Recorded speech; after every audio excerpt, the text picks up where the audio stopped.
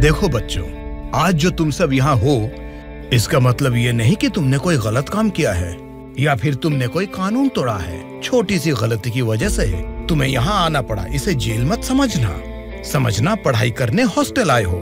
यहाँ से लोग पढ़ के टीचर, डॉक्टर, लॉयर बने हैं। अगर तुम लोग अच्छी तरह से पढ़ाई करोगे तो सरकार मुफ्त में शिक्षा देने के लिए तैयार है। इसलिए तुम में से कौन कौन क्या क्या पढ़ना चाहता है, तुम्हारे लक्ष्य क्या हैं? एक एक करके बताओ। सर, मेरा नाम कुमार है सर, मैं वकील बनना चाहता हूँ सर। गुड। कोर्ट में इंसाफ के लिए लड़ सकते हो तो जज भी जरूर बन सकते हो। समझ गया बेटा? बैठ जाओ। सर, मेरा नाम श्रावण है सर, मैं पुलिस वाला बनना चाहता हूँ। पुलिस बनने के लिए 10वीं भी काफी है, तो वहीं डिग्री पास करके IPS के लिए प्रिपेयर होके तुम SP भी बन सकते हो। ठीक है? तुम्हारा नाम क्या है बेटा? मेरा नाम सूर्या है सर। तुम फ्यूचर में क्या बनना चाहते हो? CM। GM क्या? GM नहीं सर, CM, चीफ मिनिस्टर।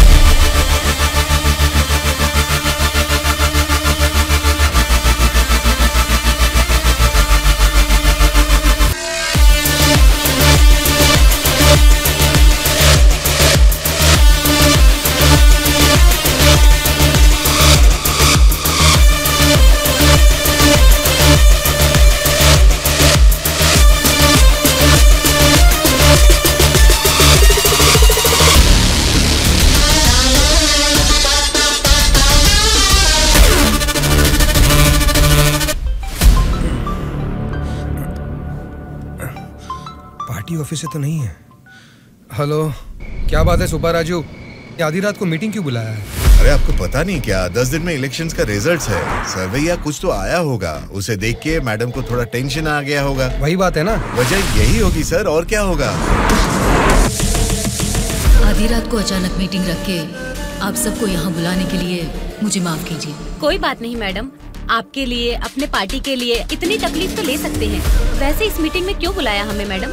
क्योंकि सभी वोटिंग सर्वेस चेक किए गए हैं। सर्वे में ये पता चला है कि पूरे राज्य की 175 असेंबली सीटों में इस बार सत्ता वाली पार्टी को 40% और विपक्ष की पार्टी को 42% सीट्स मिलने की संभावना है और बचे हुए असेंबली सीटों में इंडिपेंडेंट कैंडिडेट्स के जीतने की आशंका है। इसीलिए इस बार हमारी पार्टी को सरकार बनाने के लिए 10 सीटें हर हाल में चाहिए। इन 10 सीटों को हमें पक्का करना होगा। इसीलिए पूरे राज्य में जितने भी जीतने वाले इंडिपेंडेंट कैंडिडेट्स खड़े होंगे उन सबको हमारी पार्टी में शामिल करना होगा, तभी हम सरकार बना पाएंगे।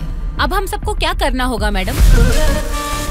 आपके एक इशारे पे आपके लिए काम करने के लिए आपके पीछे 100 लोग हैं जो कुछ भी कर सकते हैं। उनको ठुकरा के इतनी भारी बारिश में अगर आप मुझे ढूंढते हुए आए हैं तो मैं समझ सकता हूँ मैटर कितना सीरियस है। बोलिए, बादशाह आपके लिए क्या कर सकता है?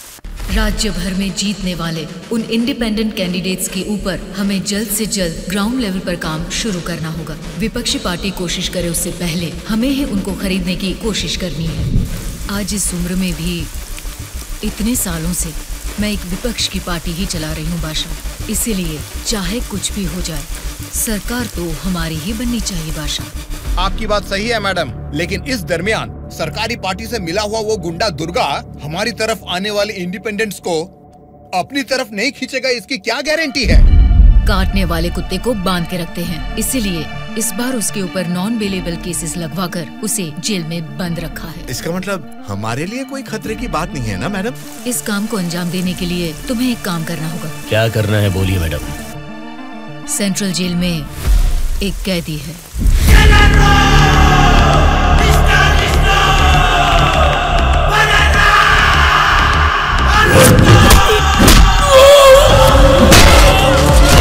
आठ 10 आदमियों को जेल भेजकर उसे मरवाना होगा। नाम क्या है उसका? दुर्गा।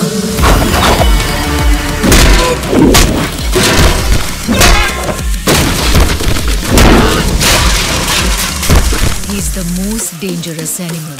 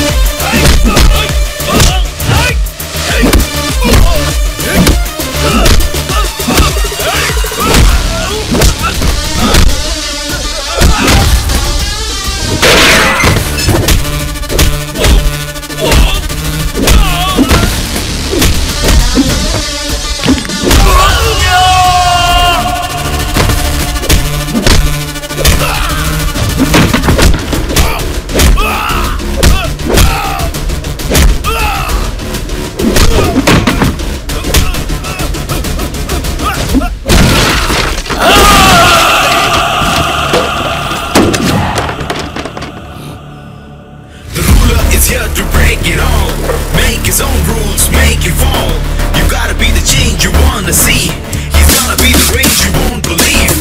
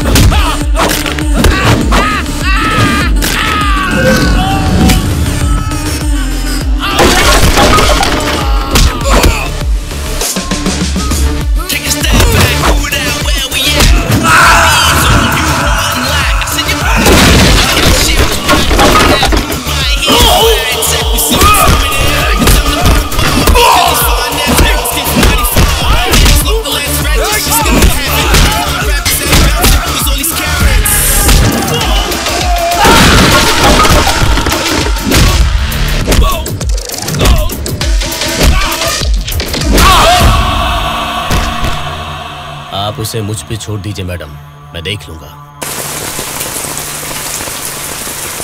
ये जेल है, कोई पबजी खेलने का ग्राउंड नहीं, समझ गया? बोल क्यों नहीं रहा है? क्यों मारा उन लोगों को? नजरें नीची करो। कायदे में रहोगे तो फायदे में रहोगे मुन्ना, नहीं तो मेरे बारे में तुम जानते नहीं हो, सीधे तिहाड़ जेल में फेंक दूंगा। ए, तुम लोग क्या देख रहे हो? इसे ले जाकर सेल में डाल दो। जेलर साहब। क्या हुआ बादशाह, बात क्या है? मैं अपने 10 छोकरों को आपके जेल भेज रहा हूँ। इस बार किसे टपकाना है? दुर्गा नाम है उसका। दुर्गा बोले तो वो सरकारी पार्टी का आदमी है ना? हाँ साहब, वही है। उसको उड़ाने के लिए अपोजिशन वालों से कितना लिया है और उसमें मेरा कमीशन कितना है? हमेशा की तरह आपके अकाउंट में ट्रांसफर हो जाएगा। स्टेट में इस बार भी हमारी सत्ता आने वाली है, इसलिए कल मेरे फार्म हाउस पर आप सबके लिए एक पार्टी रखी है। Hello sir, CM sir. Central jail से जेलर मधुसूदन बोल रहा हूँ सर। आपको एक खास बात बताने के लिए ही मैंने फोन किया। क्या बात है, बोलो। जेल में आए हुए आपके लोगों को मारने के लिए अपोजिशन वालों ने सुपारी दिया है सर। अगर आपको आपके लोगों की जरूरत नहीं है तो मैं बीच में नहीं आऊंगा, लेकिन अगर आपको इनकी जरूरत अभी भी है तो अपनी जान पर खेलकर भी मैं उन्हें बचा लूंगा। अब आप बताइए, आप किन लोगों को मैं बचा लूं या फिर उनके हवाले छोड़ दूं? मुझे जरा 10 मिनट का टाइम दीजिए। ठीक है सर, मैं आपके कॉल का इंतजार करूंगा।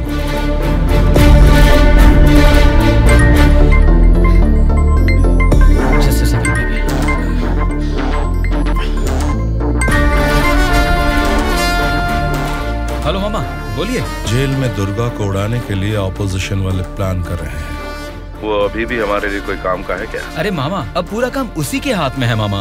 अगर हाथ पर हाथ धरे बैठे रहे तो वो पार्टी फिर से सत्ता में आ जाएगी, तो फिर वो हमारे किस काम का रहेगा? इस बार जैसा आप सोच रहे हैं, सत्ता हमारे हाथ में नहीं है मामा। 70% उन्हीं के फेवर में है। ये बात तुझे कैसे पता? इलेक्शन सर्वे रिपोर्ट्स में वो हमसे ज्यादा स्ट्रॉन्ग है मामा। अगर वोट्स काउंटिंग में भी वो हमसे आगे निकले तो हमें कुछ और एमएलएस की जरूरत पड़ेगी मामा। अब उनको धमका के डरा के हमारी पार्टी में लाने के लिए हमारे लिए दुर्गा ही लास्ट ऑप्शन है मामा। And he is the most powerful weapon we have today. और हमारे धंधे में तो गधे को भी बाप बनाना पड़ता है। और हमें अगर गवर्नमेंट फॉर्म करना है तो किसी भी हाल में हमें दुर्गा चाहिए मामा। इलेक्शन रिजल्ट जब तक डिक्लेयर नहीं होते, जेल में मेरे आदमी का बाल भी बांका नहीं होना चाहिए। वो सब आप मुझ पर छोड़ दीजिए, मैं देख लूंगा। लेकिन आपके आदमियों को प्रोटेक्ट करना है तो बहुत बड़ा अमाउंट खर्च हो सकता है सर। वो मैं देख लूंगा।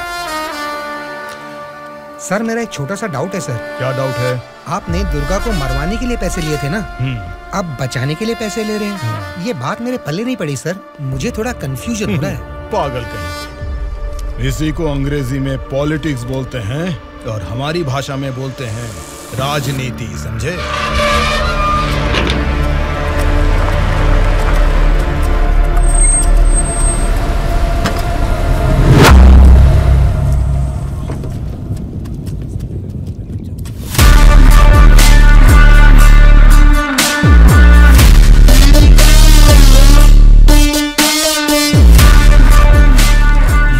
फिर से जेल में आ गए ना।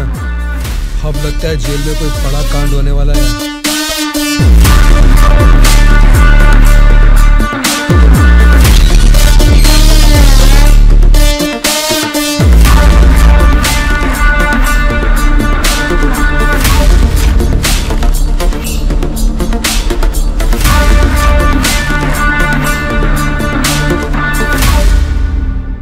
उसे कब मारने का सोचा है? हो सके तो आज ही।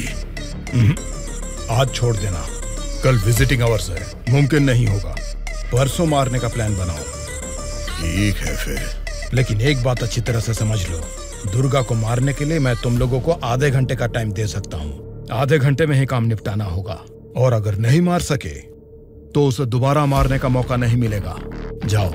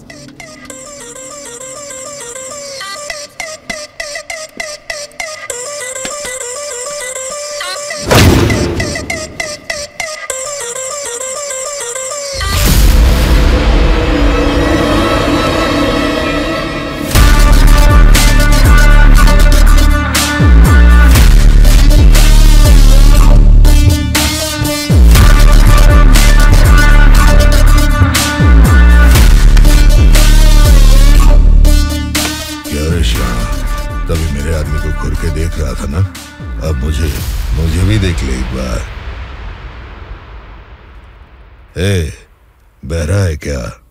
आंखें निकाल कर गोटियां खेलूंगा। बोलना। तेरे से बात करे ला रे, समझ में नहीं आता भाई क्या बोल रहा है। देखना, एक बार देख मुझे।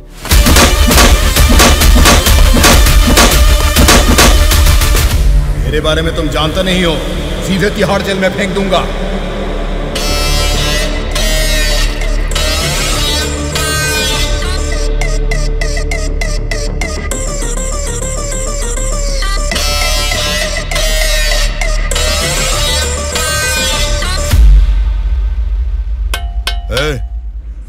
तुझसे मिलने कोई आया है? मिलने।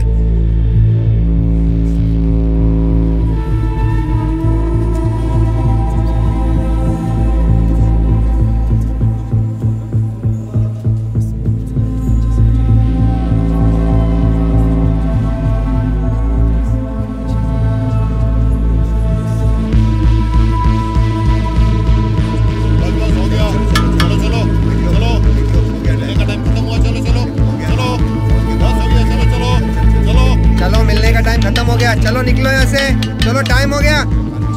चल शिवा तू निकल, मैं बाद में ध्यान रख अपना।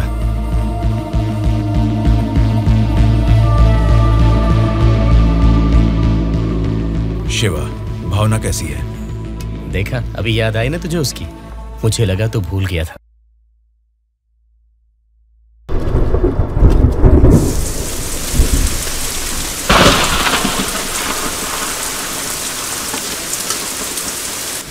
दुर्गा वॉशिंग एरिया में है, बिना गड़बड़ किए उसे टपका देना।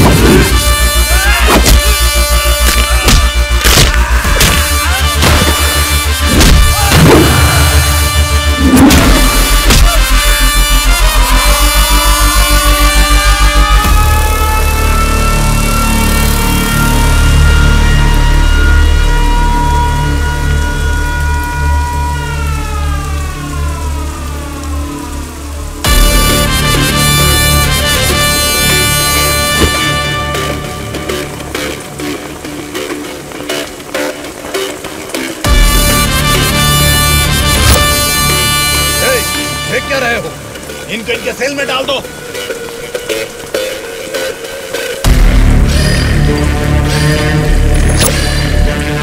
हाँ जेलर साहब। यो बादशाह, तुम और 10 लोगों को भेजोगे ना तो भी जेल में उस दुर्गा को नहीं मार सकोगे। क्या हुआ जेलर साहब? क्या हुआ है? तुमने जिन 10 लोगों को भेजा उन्हें उसने कुत्ते की तरह पीटा। मुझे तो लगता नहीं है उनमें से एक भी जिंदा बचेगा। आइंदा जेल के अंदर ऐसी बचकानी हरकत मत करना। जेल के बाहर ही निपटाओ। प्लानिंग जेल के बाहर करो। रखो फोन।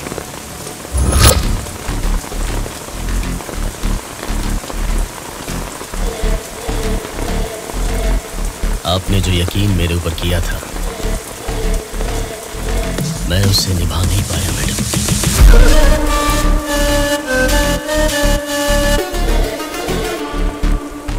आप ये गन लीजिए मैडम। इस गन से मुझे अभी इसी वक्त यहीं पे मार दीजिए, नहीं तो मुझे एक और मौका दीजिए। मैं खुद जेल में जाकर उस दुर्गा को मारूंगा।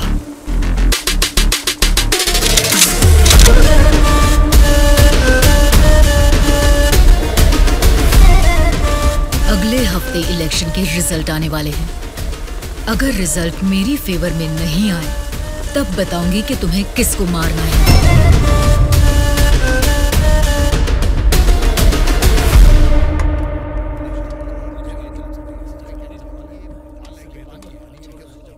मेरा नाम दुर्गा है। सूर्या। कल मुझे बचाने के लिए थैंक्स।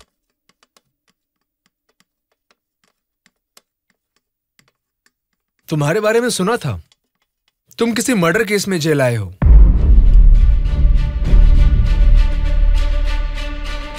सूर्या, अगर तुम मेरे साथ काम करना चाहते हो तो कहो, मैं तुम्हें इस जेल से बाहर निकाल सकता हूँ और तुम्हारे ऊपर जितने केसेस हैं वो सब मिटा सकता हूँ। वो कैसे? मेरी सरकार में अच्छी जान पहचान है। अगर तुम हमारे साथ काम करना चाहते हो तो कहो, हमारी पार्टी सत्ता में आते ही तुम्हारे ऊपर से सारे केसेस हटवा दूंगा। तुम सच में मेरे ऊपर से वो केस निकलवा दोगे तो मैं तुम्हारे साथ मिलकर कुछ भी करने के लिए रेडी हूं। तो आज से हम दोनों फ्रेंड्स।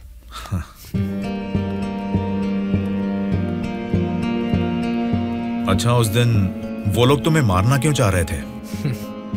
ऑपोजिशन वाले तो मुझे कई दिनों से मारने की कोशिश कर रहे थे, क्योंकि उन्हें इस बार जेल में मौका मिल गया, इसीलिए वो मुझे मारने आ गए।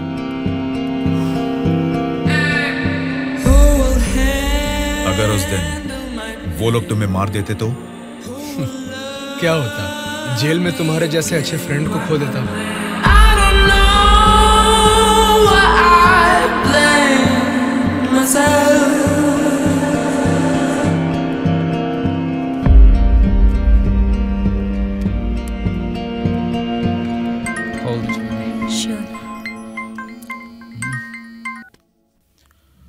हेलो, मैं दुर्गा बोल रहा हूँ।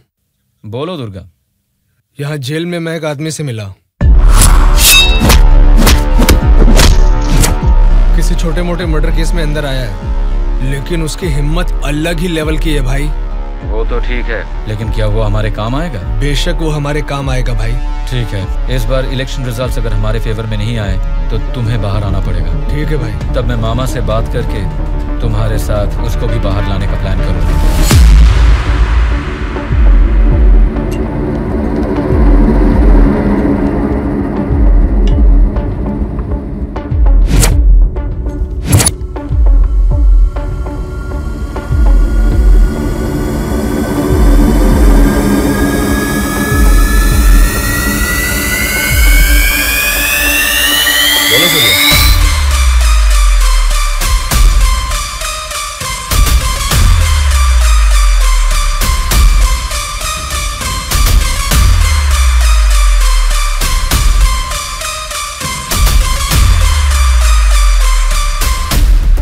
देखो सूर्या, ये सोसाइटी नहीं बदलेगी, ना ही जनता। ये 100 साल के इतिहास में तुम्हें कभी लगा है कि वोट डालने का तरीका बदला है? हमें क्या लेना है सूर्या, मेरी बात सुन, ये सब अभी से छोड़ दे। देखो शिवा, जैसा तू बोल रहा है ये समाज नहीं बदला होगा, पब्लिक ने वोट देने का तरीका भी नहीं बदला होगा, लेकिन पब्लिक को पालने वाले नेता लोगों को हमें बदलना है यार। 40 दिन के इंतजार के बाद हुआ पर्दाफाश। जीते हुए उम्मीदवार जश्न मना रहे हैं तो हारे हुए उम्मीदवार उसकी वजह ढूंढने में जुट गए हैं। जनता के वोट ये बता रहे हैं कि उन्हें किसी से कोई बैर नहीं। दोनों मेजर पार्टियों को इलेक्शन में लगभग एक समान वोट मिले हैं। राज्य की पूरे 120 असेंबली सीटों में से सरकारी पार्टी को 48 सीट मिले हैं, वहीं ऑपोजिशन पार्टी को 52 सीट मिले हैं। बाकी 20 सीटें इंडिपेंडेंट एमएलएस को मिले हैं और वो ही तय करेंगे कि राज्य में सरकार किस पार्टी की बनेगी। अब उनमें से कितने लोग कौन सी पार्टी को समर्थन करेंगे, राज्य की सत्ता कौन सी पार्टी को जाएगी, ये सब जानने के लिए शक्ति परीक्षण होने तक सबको इंतजार करना होगा। ये क्या है सर, इस बार ऐसे कैसे हो गया? अब हम क्या करेंगे सर? इस बार भी गवर्नमेंट हमारी ही बनेगी।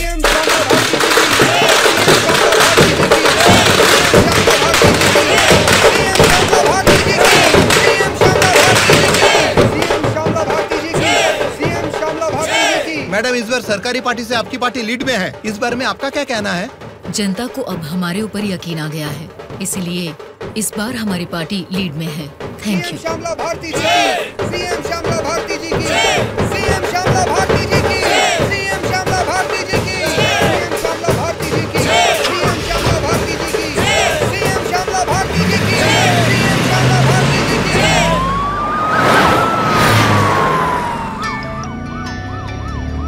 मैडम, सीएम राम मोहन राव जी का फोन आया है। बोलिए एक्स सीएम राम मोहन राव जी, कैसे लगे आपको इस बार के इलेक्शन के नतीजे? इस बार 4 सीट आपको ज्यादा मिली है, ऐसा सोचकर ये मत समझिए कि जीत आपकी हुई है। मिस श्यामला भारती जी, आपको सरकार बनाने के लिए आपकी पार्टी का और 10 एमएलएस की जरूरत है। अगर 10 एमएलएस को खरीद लिया तो भी 10 दिन के अंदर शक्ति परीक्षण के लिए उनका वहाँ होना बहुत जरूरी है। तो जाहिर है कि आपकी पार्टी को मेरी पार्टी से भले 4 सीटें ज्यादा आई है या मेरी पार्टी को 4 सीटें कम आई है, तो भी आखिर में असेंबली में आपकी जगह हमेशा की तरह विपक्ष में ही रहेगी। ये बात मत भूलिएगा मिस श्यामला भारती जी। ठीक है राम मोहन राव जी, इस बार संसद में हम विपक्ष में रहेंगे या आप विपक्ष में रहेंगे, देखते हैं। Good luck.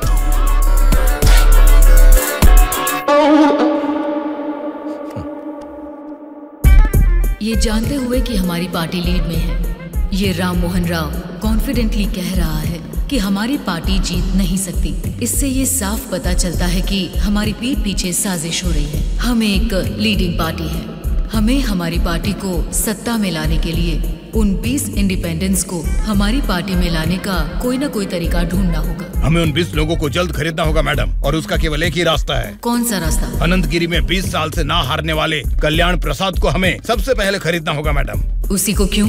वही किंग मेकर है मैडम। जितने भी 20 इंडिपेंडेंट उम्मीदवार है वो सब उसी के हाथ में रहते हैं। तो फिर जल्द से जल्द बुलवाइए उसे।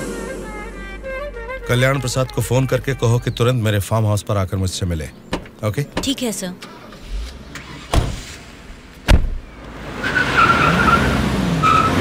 लगता है सब लोग आ गए हैं, तेरी वजह से ही लेट है। हाँ रुको रुको। नमस्कार मैडम।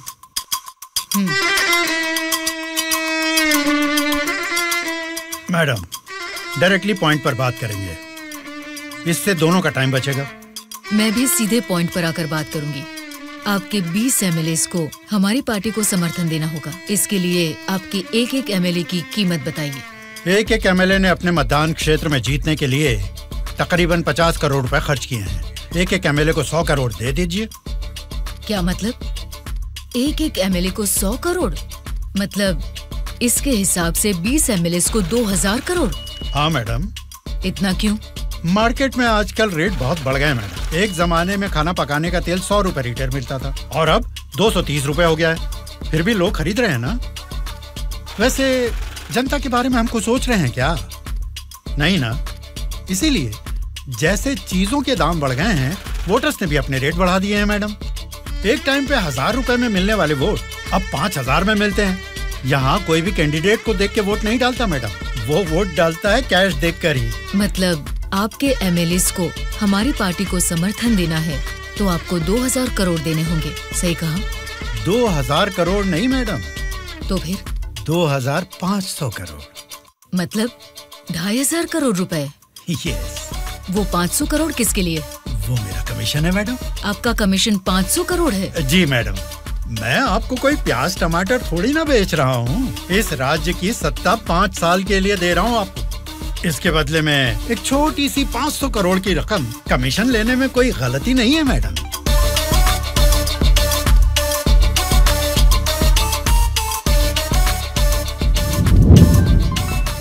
सत्ताधारी पार्टी का फोन। अगर मेरा प्रपोजल आपको जमता है तो फोन काट दूंगा, और नहीं तो इस बार फिर से उन्हीं की सरकार बनेगी। सोच लीजिए। सर, कल्याण प्रसाद जी मेरा कॉल कट कर रहे हैं sir.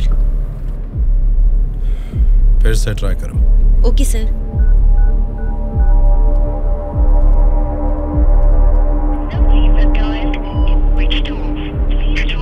Sir, phone switch off आ रहा है सर। ठीक है, उसे वॉइस मैसेज भेज दो। Okay sure sir. आपने 2500 करोड़ मांगे जो मैं दे रही हूँ।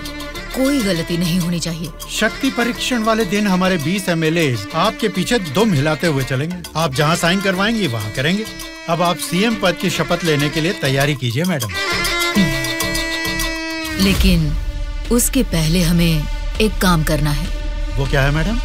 आपने मुझसे हाथ मिला लिया है, ये खबर राम मोहन राव को जरूर पता चल जाएगी। हमें हमारे MLAs को सेफ रखना होगा। इसलिए उन सभी MLAs को राम मोहन राव से सेफ रखने के लिए मैंने बेंगलुरु में एक स्टार होटल पूरा बुक कर लिया है। शक्ति परीक्षण होने तक वो सारे उधर ही रहेंगे। आपके MLAs के साथ हमारे MLAs को भी मिलाकर उधर भेजेंगे तो वो सब साथ में वहाँ सेफ रहेंगे।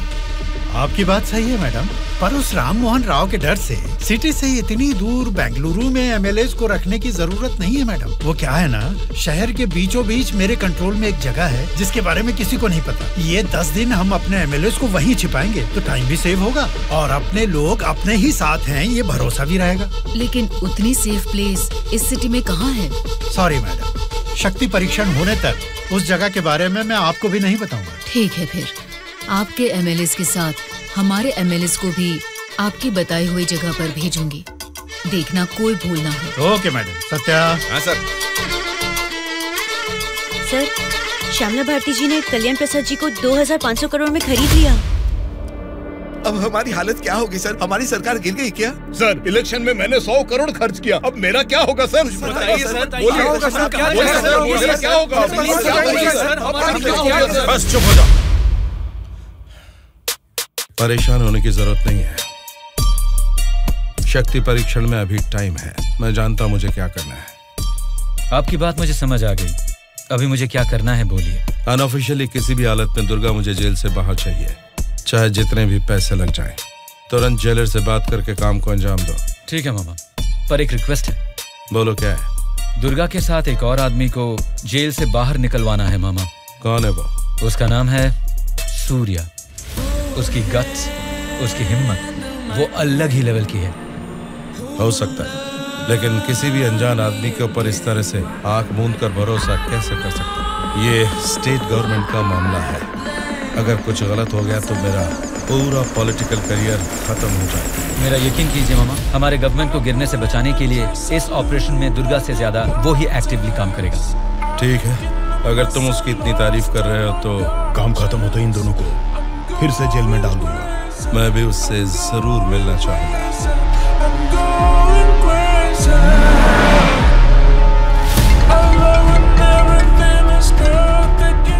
हेलो मैडम, मुझे आपको एक इन्फॉर्मेशन देनी है।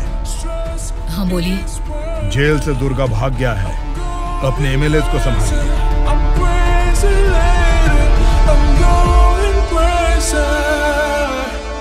इनको अभी छोड़ के आपने वो पार्टी को इन्फॉर्मेशन क्यों दे दिया सर?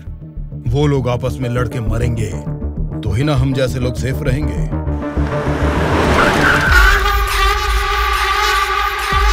आज रात यहीं पे रुकना। कल सवेरे 8 बजे मामा से मीटिंग हो सकती है। कॉल आते ही यहाँ से निकल जाना। मैडम, कल रात ही मैंने अपने सभी लोगों को सेफ जगह पर शिफ्ट किया है और यहाँ वो सारे लोग बहुत ही एंजॉय कर रहे हैं। वो ठीक है, पहले मेरी बात सुनिए। बोलिए मैडम। सरकारी पार्टी वाले जेल से उस दुर्गा को बाहर लेकर आए हैं, ये इन्फॉर्मेशन आई है।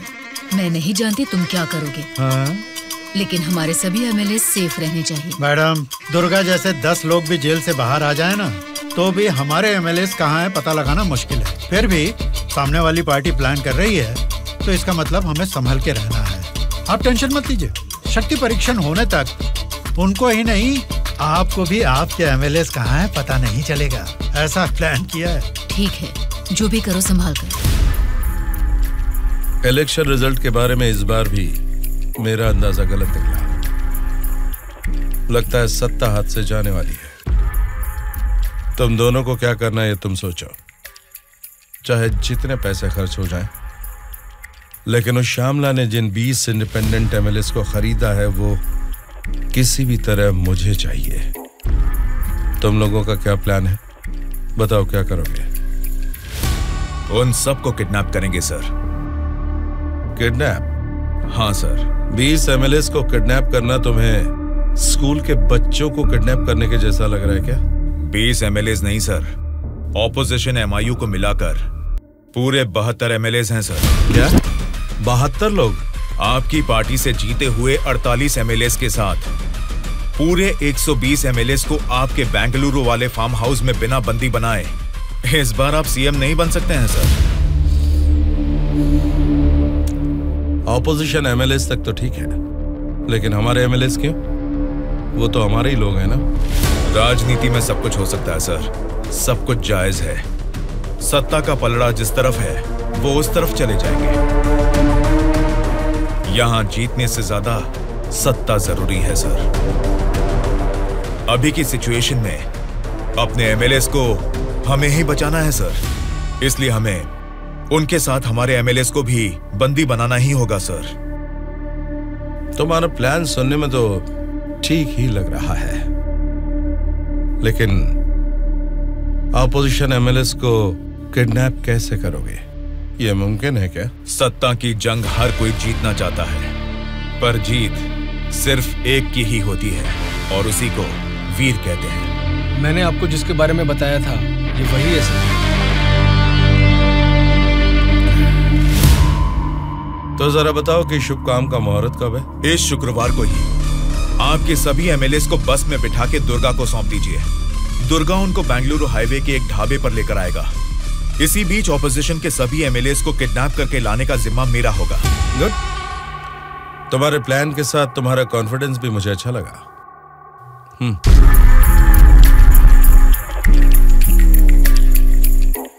इस बैग में 2 करोड़ है, इसे सिर्फ एडवांस ही समझो। जैसा सोचा है, अगर काम वैसा ही हुआ तो तुम्हारे ऊपर जितने भी केस हैं उनको हटाने के साथ ही इस तरह के कई बैग्स तुम्हें मिलेंगे। इस बार भी आप ही सीएम पद की शपथ लेंगे, उसके लिए तैयार रहिए।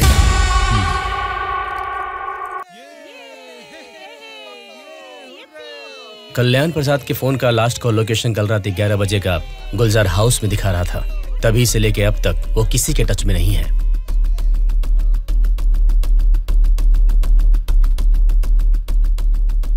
तो फिर वो पक्का गुलजार हाउस में ही है।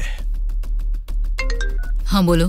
मैडम, आपके लिए एक बैड न्यूज है। गुलजार हाउस में ठहरे हुए आपके सभी एमएलएस को सत्ता वाली पार्टी के लोग किडनैप करने की कोशिश कर रहे हैं।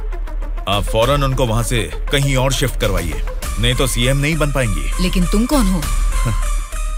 आपका हितैषी हूं।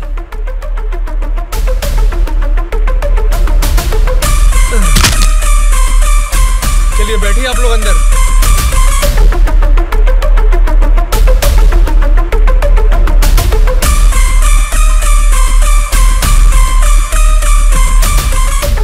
बोलिए मैडम। कहाँ हैं आप?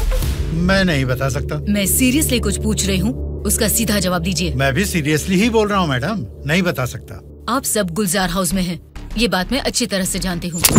वो कैसे मैडम? गूगल मैप पे भी सर्च करने पर इस जगह के बारे में किसी को पता नहीं चलता। सिर्फ मुझे ही नहीं बल्कि सरकारी पार्टी वालों को भी पता है कि आप सब कहाँ छुपे हो। अब क्या करें मैडम? उनके वहाँ पहुँचने से पहले निकलो वहाँ से और अपने साथ सभी एमएलएस को वहाँ से शिफ्ट कर दो। लेकिन अभी के अभी इतने एमएलएस को कहाँ शिफ्ट करेंगे मैडम? मैं बस भेज रही हूँ, मेरे बैंगलोर वाले रिसोर्ट में शिफ्ट हो जाओ। समझ गए तुम? समझ गया।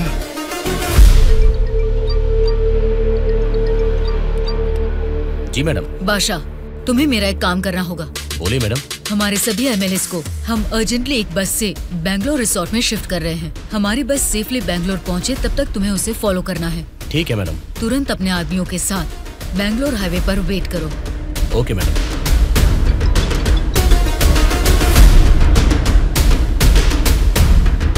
हेलो मैडम, मैं ट्रैवल एजेंसी का बस ड्राइवर बोल रहा हूँ मैडम। कहाँ पहुँचे तुम? मैं बिल्कुल सही लोकेशन में पहुँच गया हूँ मैडम। ठीक है, हमारे लोग वहाँ आएंगे, वेट करो। ठीक है मैडम।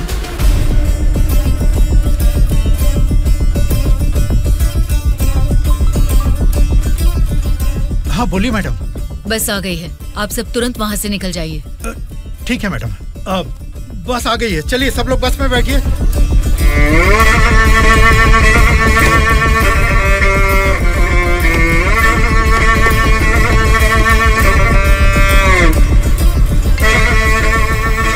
मैडम सब लोग बस पे चढ़ गए मैडम।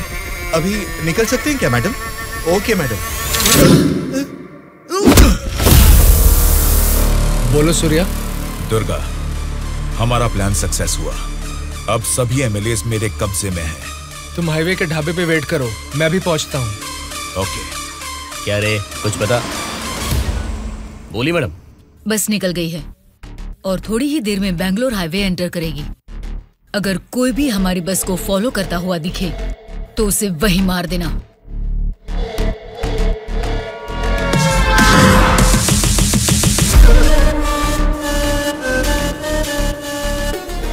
मैडम, हमारे एमएलएस की बस अभी सामने से क्रॉस हो गई है। तुम ध्यान से हमारी बस को फॉलो करना, ठीक है? ठीक है मैडम। ए, चलो रे।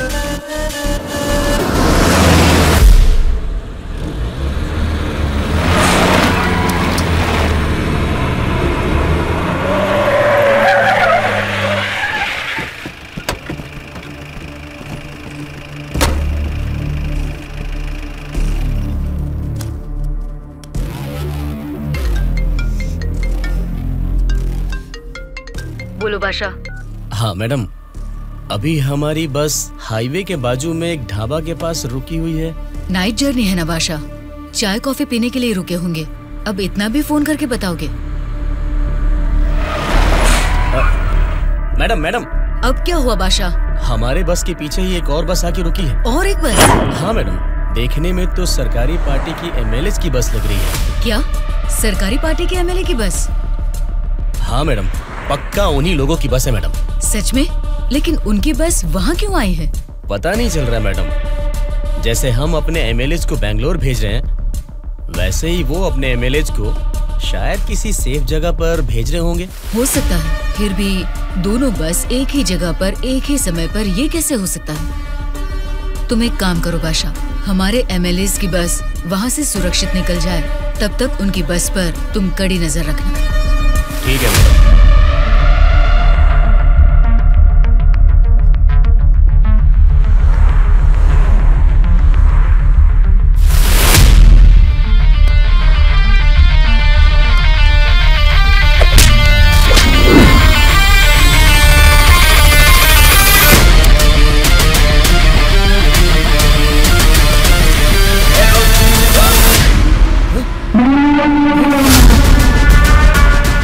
बोलो बादशाह। हमारे बस ड्राइवर ने सरकारी पार्टी के बस ड्राइवर दुर्गा को मार के उनकी बस को भी हमारे बस ड्राइवर ही ड्राइव करके ले जा रहे हैं मैडम।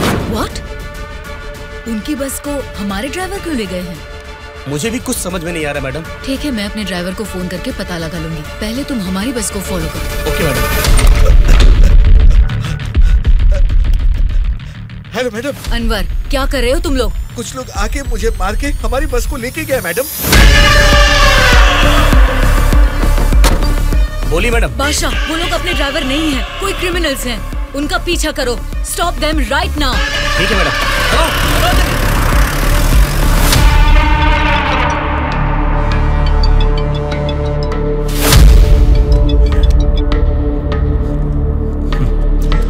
बोलिए श्यामला जी, इस वक्त कैसे याद किया?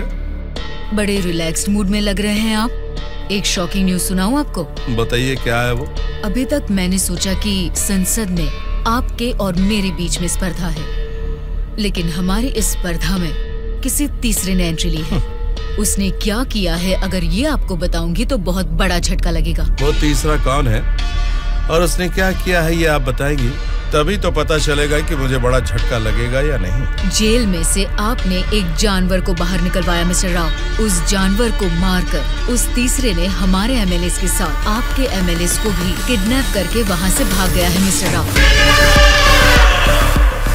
अगर मुझे पता चला कि उस तीसरे और आपके बीच में कुछ कनेक्शन है तो मेरी एक बात याद रखना, आपका पॉलिटिकल करियर मैं पूरी तरह से बर्बाद कर दूंगी मिस्टर राम मोहन राव।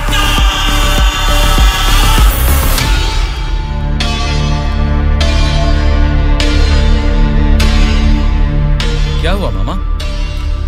उस दुर्गा को कॉल कर।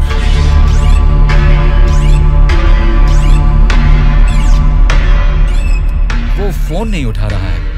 उसके फ्रेंड को कॉल कर।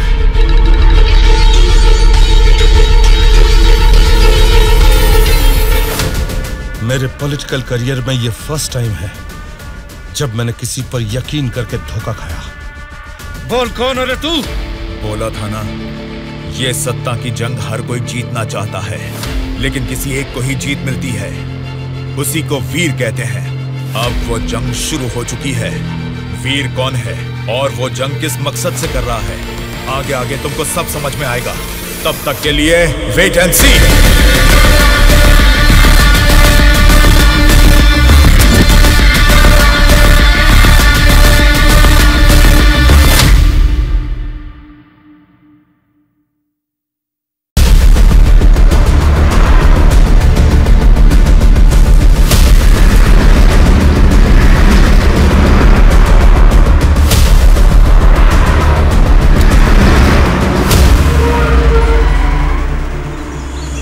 कौन सी जगह है?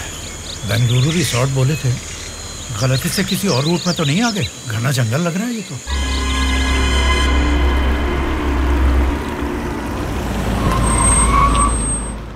सर वो क्या है कि तुम पर भरोसा करके काम सौंप दिया, इसके लिए तो मुझे खुद को जूते मारने चाहिए। अपना ये चेहरा फिर मुझे कभी मत दिखाना। पता नहीं कहां से एक अनजान आदमी को लाकर मेरे सर पर बैठा दिया। अब देखो उसने क्या किया है। सॉरी मामा। मर जाओ जाकर। उस डीजीपी को फोन करके फार्म हाउस में आने के लिए कहो। ओके मामा। क्या रे, हमारी पार्टी ज्वाइन करने के लिए इस जंगल में आ गए तुम लोग? अरे जब लीड में हम हैं तो तुम्हारी पार्टी में आने की नौबत क्यों आएगी हमें? लीड में हम हैं बोलकर तुम सब लोग हमारी पार्टी में आ गए। देख लो, कुछ अकल है कि नहीं? वाली लीड नहीं, जीतने वाली भी अपनी ही पार्टी है।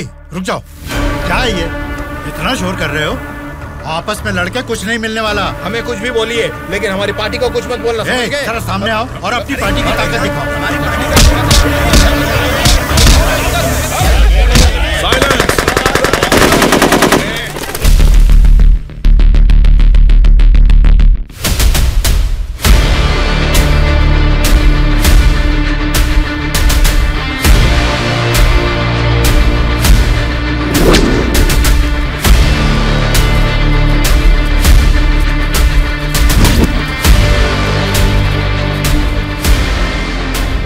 क्या सोच रहे हो? जैसे जी में आ रहा चिल्ला रहे हो, अपनी मर्जी से आपस में लड़ रहे हो। ये तुम्हारी असेंबली नहीं है,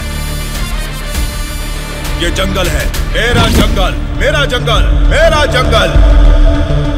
यहाँ कोई स्पीकर नहीं होगा, माइक नहीं होगा, ना ही वॉकआउट होगा। हम सब हाईवे से तकरीबन 250 किलोमीटर की दूरी पर घने जंगल में हैं। बेटा, तुम लोग नेक्सलाइस्ट हो, माओइस्ट हो, टेररिस्ट हो? कौन हो बेटा तुम लोग? वो सब कहां से पैदा हुए हैं? तुम जैसे लोगों की गलती से ही वो लोग पैदा हुए हैं। बेटा, तेरी बात मैं मानता हूँ, लेकिन मैं शुगर पेशेंट हूँ। टाइम पर खा के अगर मैंने दवा नहीं लिया तो मेरी बॉडी कांपने लग जाती है बेटा। तुम हेल्थ मिनिस्टर हो ना? हाँ बेटा। तुम्हारे पास बड़े हॉस्पिटल्स हैं, फिर भी तुम्हें ये सब बीमारियां हैं, तो तुम पब्लिक का भला कैसे करोगे? बेटा, हमारे पेट में चूहे दौड़ रहे हैं, पहले कुछ खाने के लिए तो दे दीजिए।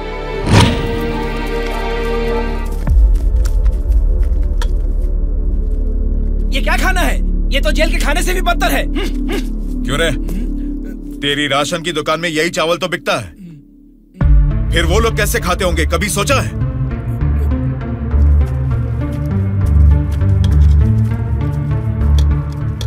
बस बेटा बस, चावल खाने में कमी ही करनी चाहिए, ज्यादा नहीं खाना चाहिए। अच्छा, तो फिर इतनी जायदाद कैसे बना ली? उसमें भी तो कमी कर सकते थे, पर उसमें तो करोगे नहीं।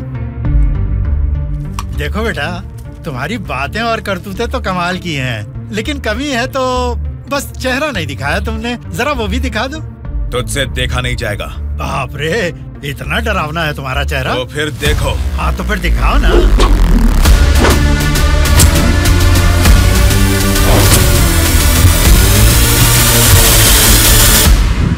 हमारी जिंदगी को लक्ष्य देता है ये महाविद्यालय, हमारे भविष्य को भी रचता है ये विद्यालय। स्वामी विवेकानंद ने कहा था कि देश का भविष्य युवा पीढ़ी के हाथों में है, लेकिन युवा होने के नाते हम क्या कर रहे हैं? देश के भविष्य से मुझे क्या करना है, ऐसा बोलकर हम खुद ही को स्वार्थी बनाते जा रहे हैं। मतलब हमारा पढ़ाई करना, नौकरी करना स्वार्थ है क्या? प्रॉब्लम पढ़ाई के बारे में या जॉब के बारे में नहीं है बेटा, तो फिर देश के भविष्य के बारे में ना सोचना ही प्रॉब्लम है। इसीलिए तो हर 5 साल में हम वोटिंग करके नेता लोगों को चुनते हैं, ये सब काम तो उनका है। वही तो हम लोगों की गलती है, वोट देते हैं और भूल जाते हैं। एक स्टूडेंट की हैसियत से फैसला करना आपके हाथ में नहीं है, लेकिन बेहतर समाज का निर्माण करने का सामर्थ्य आप में है। उन लोगों को खड़ा करके पूछने का हक भी आपको है। जब आप लोग ऐसा करेंगे तब स्वामी विवेकानंद की बात सच होगी कि देश का भविष्य युवाओं के हाथों में है। जाल खरीदने के लिए पैसे देंगे, नाव खरीदने के लिए लोन देंगे। तुमसे यही वादा इलेक्शन से पहले किया गया था ना, लेकिन अब सत्ता में आकर 4 साल होने के बाद भी एक भी वादा पूरा नहीं किया। इसको आप कब तक सहेंगे और कितने दिन भुगतेंगे? इन एमएलएस को जीतने दीजिए और सवाल कीजिए।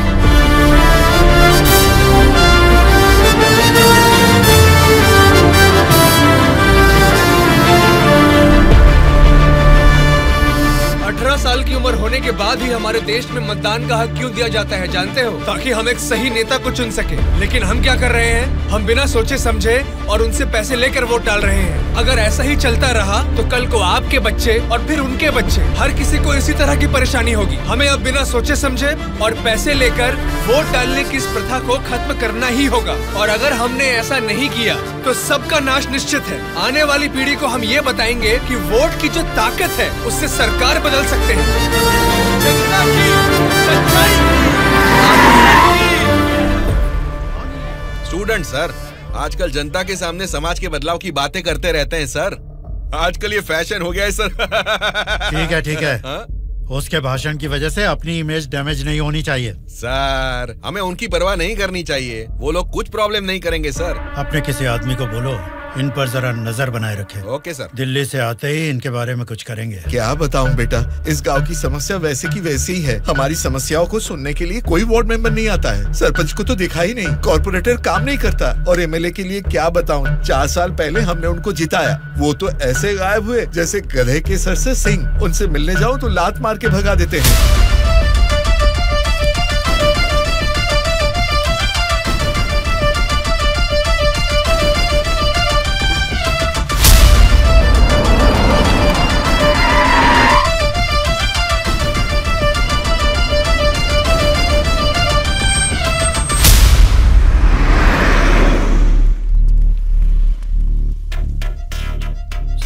हाँ सर। हम बगल वाली स्टेट में गए थे ना? हाँ सर।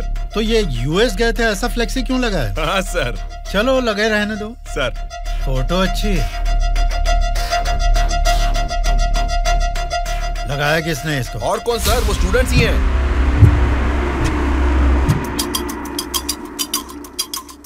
इन पोस्टर्स को देखकर वो एमएलए पक्का रिएक्ट करेगा। रिएक्ट तो करेगा, पर कैसे रिएक्ट करेगा वो पता नहीं चल रहा। जैसा भी रिएक्ट करें, कोई भी प्रॉब्लम आने तो हम सबका सामना कर लेंगे साथ में। जैसा आपने सोचा वैसा नहीं होगा। शक्ल से तो पढ़े लिखे लगते हैं, पढ़ाई की है तो नौकरी, अच्छी नौकरी कर लेते।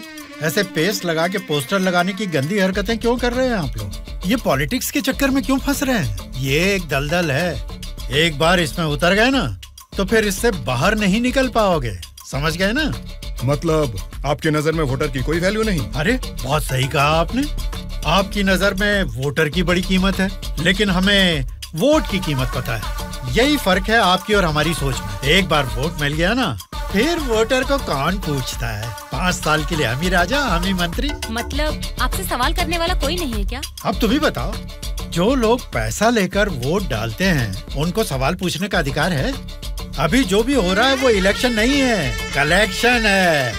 हम वोट कलेक्ट करेंगे, वो पैसे कलेक्ट करेंगे। एक एक वोट का 5,000, 1.5 लाख वोट हैं, मतलब 75 करोड़।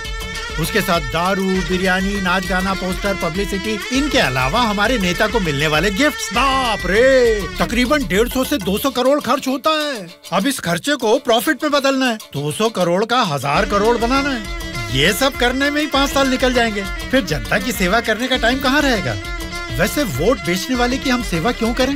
उसको पूछने का हक नहीं है, क्योंकि उसने तो अपना वोट बेच दिया है। इसलिए मैं तुम लोगों को आखिरी बार बोल रहा हूँ, सड़क छाप गुंडागर्दी से जिंदगी शुरू की थी, अब स्टेट मिनिस्टर हूँ। मुझे फिर से गुंडा बनने पर मजबूर मत करो। इलेक्शन नजदीक आ रहे हैं। पिछली बार वोट के लिए 5,000 मांगे थे, इस बार 10,000 मांगेंगे। हमें इसके लिए तैयार रहना है। यहाँ वोट के लिए ही नहीं, सीट के लिए भी पैसे देने हैं। पार्टी हाई कमांड मेरी परवाह नहीं करेगी तो मुझे बहुत दिक्कत हो जाएगी। मेरे रास्ते से हट जाइए। इसके बावजूद भी अगर किसी ने रोका तो तुम सबकी डेट ऑफ बर्थ तो अलग अलग है, लेकिन डेट ऑफ डेथ एक हो जाएगी, याद रखना। चलता हूँ।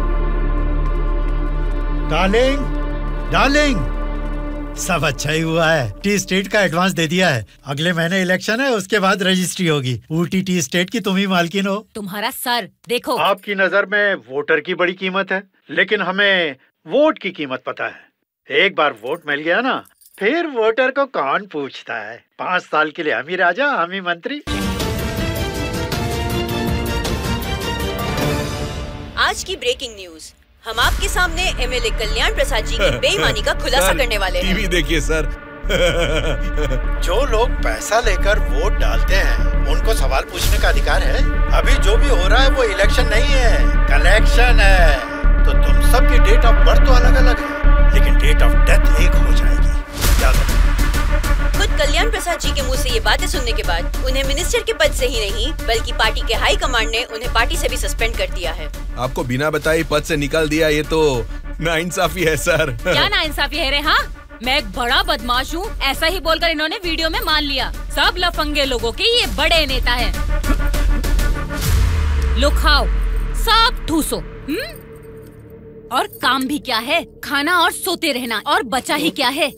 बाप रे बाप, कितने सपने दिखाए थे। ऊटी में टी स्टेट लूंगा, कर्नाटक में कॉफी स्टेट लूंगा, अगले इलेक्शन में जीतूंगा तो मैं होम मिनिस्टर बनूंगा, तुम होम मिनिस्टर की बीवी बनोगी, बाद में सीएम और मैं सीएम की बीवी। क्यों जी, तुम तो मुझे सीएम की बीवी बनाना चाहते थे, तुम तो खुद ही सीएम नहीं बन पाए। अभी देखो, नालायक की बीवी बनकर बैठी हूँ यहाँ पर। मैं सोच रही थी सीएम की बीवी बनने के लिए क्या करना पड़ेगा। देखते क्या हो जी, बताओ ना क्या करना है। बहुत बोल चुके हो, आप जाओ। अरे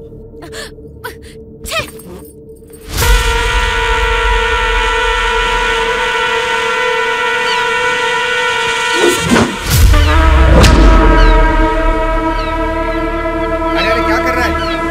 निकाल उसे। माफ कीजिए सर, अपने लोग हैं, मछली पकड़ना सीख रहे हैं, गलती से आपके ऊपर गिर गया। आप जाइए सर।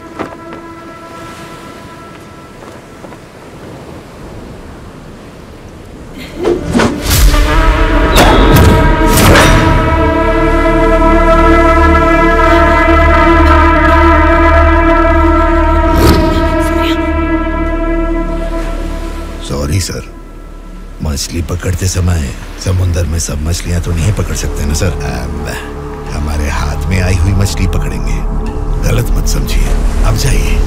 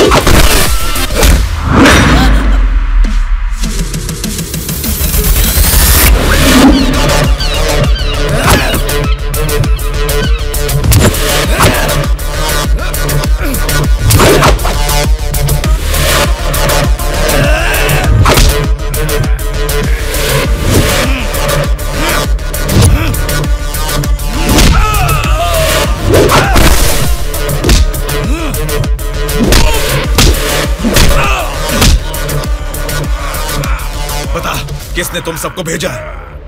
बता, जल्दी बता।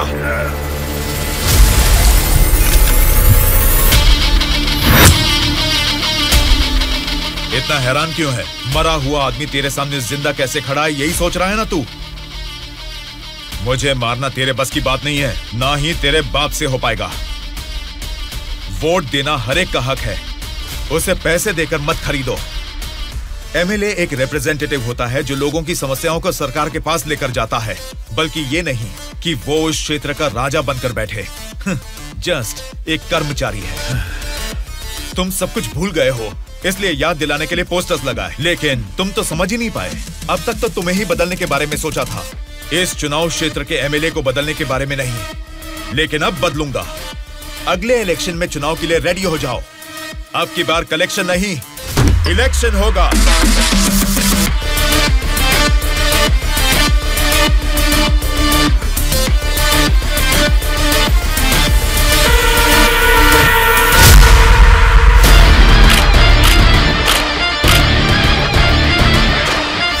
Vote for Vinay, vote for Vinay. इसका नाम विनय है। अब हमारे चुनाव क्षेत्र से इंडिपेंडेंट उम्मीदवार के रूप में कल्याण प्रसाद जी के सामने खड़ा हो रहा है। यही पैदा हुआ है, आपकी तकलीफें जानता है, पैसे देकर आपका वोट नहीं खरीदेगा, लेकिन आपके द्वारा डाले गए हर एक वोट को इंसाफ दिलाएगा। इसे जिताकर तुम सब जीतना चाहते हो, या फिर उस कल्याण प्रसाद को वोट डालकर अगले 5 साल के लिए गुलाम बनकर जीना चाहोगे? ये आपकी मर्जी है। भैया, अभी तक पैसे लेके वोट देते थे, लेकिन अब भले काम के लिए वोट देंगे हम। अभी तक हमें कोई ऐसा नहीं मिला जो हमारा साथ दे। आप खड़े हो भैया, इस बार हम वोट आप ही को देंगे।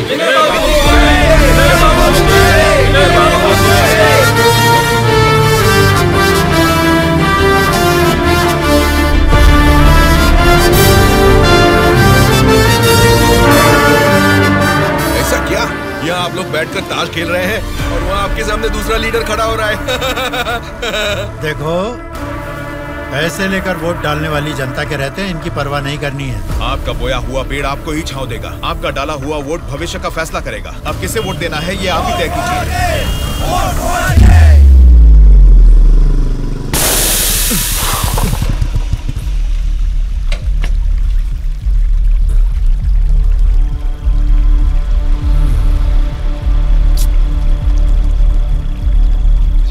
पंचर बना लो, पंचर। क्या बाबू, गाड़ी पंचर क्या? हाँ भाई, जरा अर्जेंटली जाना है, आप पंचर बना दोगे? बनाऊंगा ना। आगे जाके ये हमारे गांव का एमएलए बनेगा। पंचर थोड़ा खट से बना रे।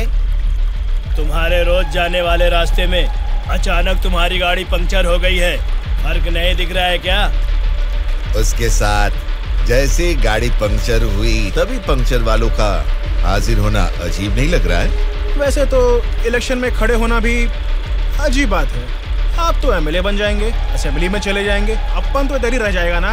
हम तो गुंडागर्दी ही करेंगे, और करेंगे भी तो क्या होगा? मारना, काटना, जलाना और बलात्कार करना। हम किसको मारेंगे, किसको काटेंगे जानते हैं? तेरे दोस्तों को। तेरे दोस्त सूर्या को बहुत बुरी मौत मारेंगे। बाद में बच्चों का कौन जानते हैं आप? आपके साथ घूमती है ना वो गोरी गोरी लड़कियां, जैसे चाहे मजे करेंगे, अय्याशी करके मुंबई रेड लाइट एरिया में जाके बेच देंगे उनको। सोच लेना। चलो रे।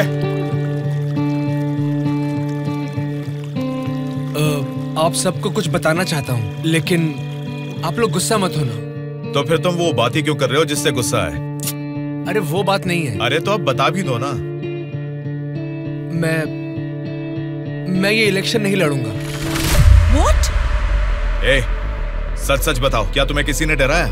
ऐसा कुछ नहीं है, मैं ये इलेक्शन नहीं लड़ूंगा बस। तेरी आंखों में मुझे डर दिख रहा है। क्या बात है, बोल। हाँ यार, मैं डर रहा हूँ, तो अब क्या करूँ? अगर जान का डर था तो इस इलेक्शन में खड़ा होने के लिए तैयार क्यों हुआ? कल ही नॉमिनेशन की लास्ट डेट है। कल 3 बजे एमआरओ ऑफिस के पास हम सब तेरा वेट करेंगे। तू कल आ रहा है और नॉमिनेशन भी डालेगा। उल्टा सीधा बोलेगा तो इन सब के बारे में तो नहीं जानता, लेकिन मैं तुझे मारकर समुंदर में फेंक दूंगा। याद रखना, कल शाम को 3 बजे एमआरओ ऑफिस। चलो रे। कल हम तेरे लिए वेट करेंगे।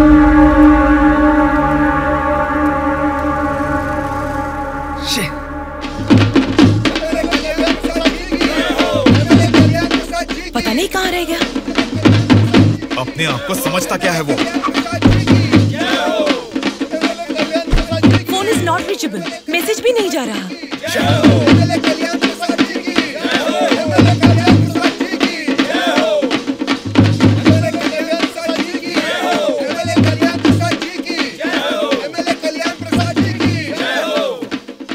संभाल के रखना, बात के कार्यक्रम में काम आएंगे। नमस्कार वोटर महाराज, आपके अनमोल वोट आप मुझे ही देंगे।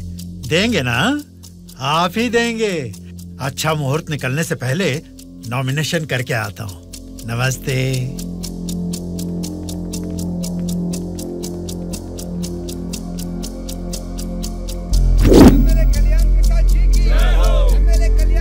विनय को फिर से कॉल करो। इतना टाइम हो गया, अभी तक नहीं आया। छोटे भाई, आपका कैंडिडेट अभी तक नहीं आया ना?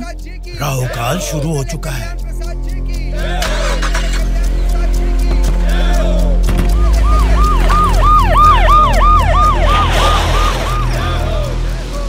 हम तुम्हें अरेस्ट करने आए हैं। हमें चलो बताते हैं।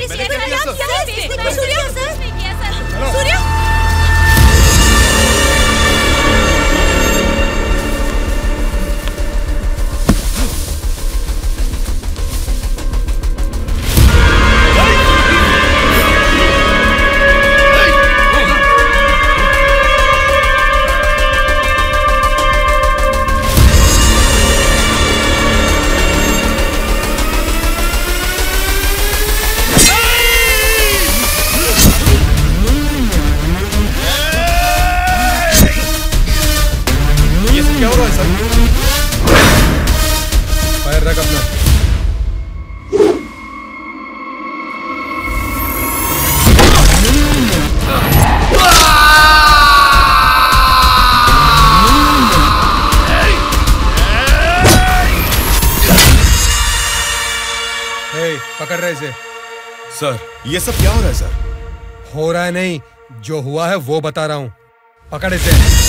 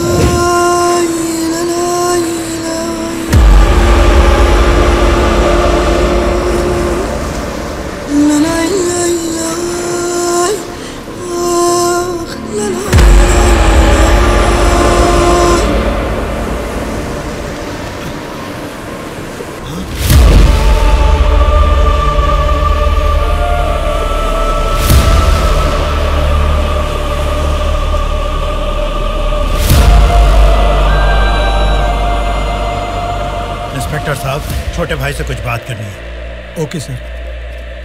छोटे भाई, खुद को ही अक्लमंद समझते हो, तुम्हारे रेंज की नहीं है, फिर भी मेरी थोड़ी सी अकल है। तुम्हारे इस्तेमाल किए हथियार को मैंने भी यूज किया, सोशल मीडिया। कल ही नॉमिनेशन की लास्ट डेट है। तू कल आ रहा है और नॉमिनेशन भी डालेगा। उल्टा सीधा बोलेगा तो, लेकिन मैं तुझे मारकर समुद्र में फेंक दूंगा। छोटे भाई, पॉलिटिक्स मतलब एक ऐसा समंदर जिस पे सफर के लिए शिप चाहिए या तो फिर बोट। तुमने खाली हाथ तैरना चाहा तो बीच समंदर में डूब जाओगे। तेरे जैसे नालायक को ही बोट और शिप की जरूरत पड़ती है। मुझे जरूरत नहीं है। मैं तुझे पीछा करके शिकार करके पकड़ूंगा, क्योंकि मैं एक शार्क हूँ, समझा? वो सही में शार्क निकला। पीछा किया, शिकार किया, और अब क्या करेगा? हे, चलो यहाँ से। हाँ, चलो चलो जल्दी चलो। निकलो। हाँ, चलो जल्दी चलो भाई, चलो। कुछ भी कहो यार, मौसम तो बहुत लाजवाब लग रहा है। पेट में बहुत गड़बड़ है, लगता है इधर ही बैठ के आ जाएगी। भाई, इस उम्र में भी तू टाइम पे हल्का हो जाता है, मतलब तेरा हेल्थ तो एकदम सुपर है मेरे भाई। अरे मेरा पेट गड़बड़ चल रहा है यार। के मारे मर रहा हूँ, ऊपर से तुम लोग गोली चला रहे हो। तेरी गोली से हम लोग डरने वाले नहीं है, समझा? ठंडे ठंडे पानी से नहाना चाहिए, जाना है या नहीं। तू पागल हो गया क्या? कोई अपना लीज खुला छोड़ के नहाता क्या? मैं तो डर ही गया। मेरे लीज पे बुरी नजर डालता है। घर में बाप भाई है कि नहीं? अभी भी तेरा लीज जितना ही है, एनाकोंडा नहीं बना पाया। तुम लोगों को लीच और एनाकोंडा में फर्क नहीं समझता है क्या? लीच हो या एनाकोंडा हो, बीन बजाने से भी कोई फर्क नहीं पड़ने वाला है। अरे इस जंगल में बीन कौन बजाएगा? ठीक से नहाने भी नहीं देता है, ठीक से हल्का भी नहीं होने दिया, गोलियां पे गोलियां चलाया जा रहा है। ये क्या हाल हो गया हमारा? एक नहीं, दो नहीं, पूरे 120 एमएलएस को प्री प्लान तरीके से किडनैप करके ले गया है। मेरी समझ में नहीं आ रहा क्या करूं। ये सब मैंने किया है। ये बात अगर जनता या मीडिया को पता लगी तो इतने साल की मेहनत से बना मेरा पॉलिटिकल करियर बर्बाद हो जाएगा। आप फिक्र मत कीजिए सर, ये हम पर छोड़ दीजिए। किडनैपर्स से सारे एमएलएस को कैसे सुरक्षित लाना है ये मुझ पर छोड़ दीजिए। किरण सर, ध्रुवा कहाँ है पता करो और तुरंत मेरे ऑफिस में आने के लिए कहो, तुरंत। Okay sir. मैं चलता हूँ सर।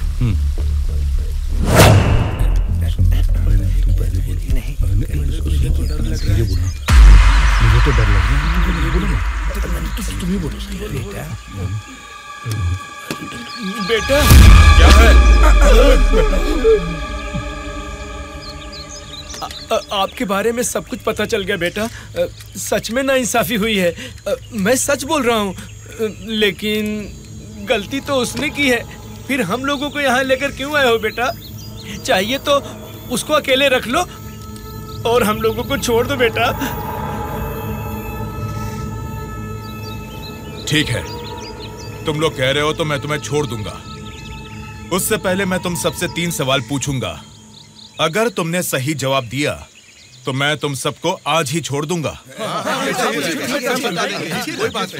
पहला सवाल, आप में से सनी लियोन को कितने लोग जानते हैं? क्यों नहीं जानते सर, वो तो मेरी पसंदीदा फिल्म स्टार हैं। उसे देखे बिना मुझे नींद ही नहीं आती, समझे? दूसरा सवाल, पूजा हेगड़े को कितने लोग जानते हैं? पूजा हेगड़े का मैं बहुत बड़ा फैन हूँ बेटा। एक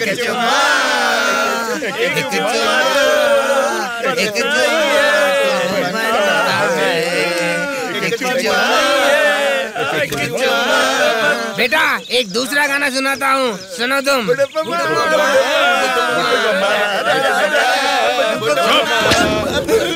तीसरा सवाल, नारायण स्वामी को कितने लोग जानते हैं?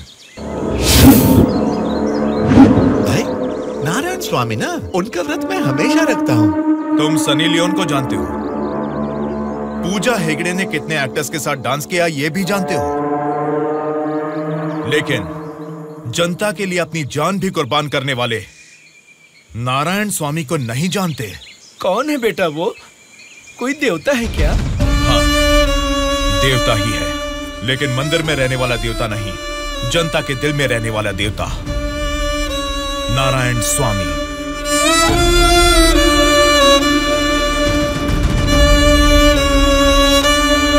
नमस्कार सर। नमस्ते माँ जी। नमस्ते नमस्ते।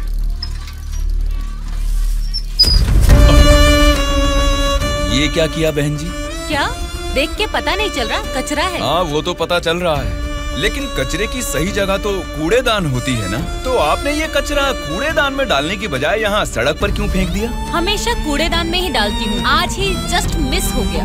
वो अच्छा, अंग्रेजी बोलना जानती हो, लेकिन ये नहीं जानती कि कचरे को कूड़ेदान में डालना चाहिए। ये सब करने से ही बीमारियाँ फैल रही हैं और इंसान बीमार होते जा रहे हैं। जरा उधर देखिए, कूड़ेदान में पूरा कचरा भरा हुआ है। उसे निकालने वाला म्युनिसिपैलिटी से कोई भी दिखाई नहीं दे रहा।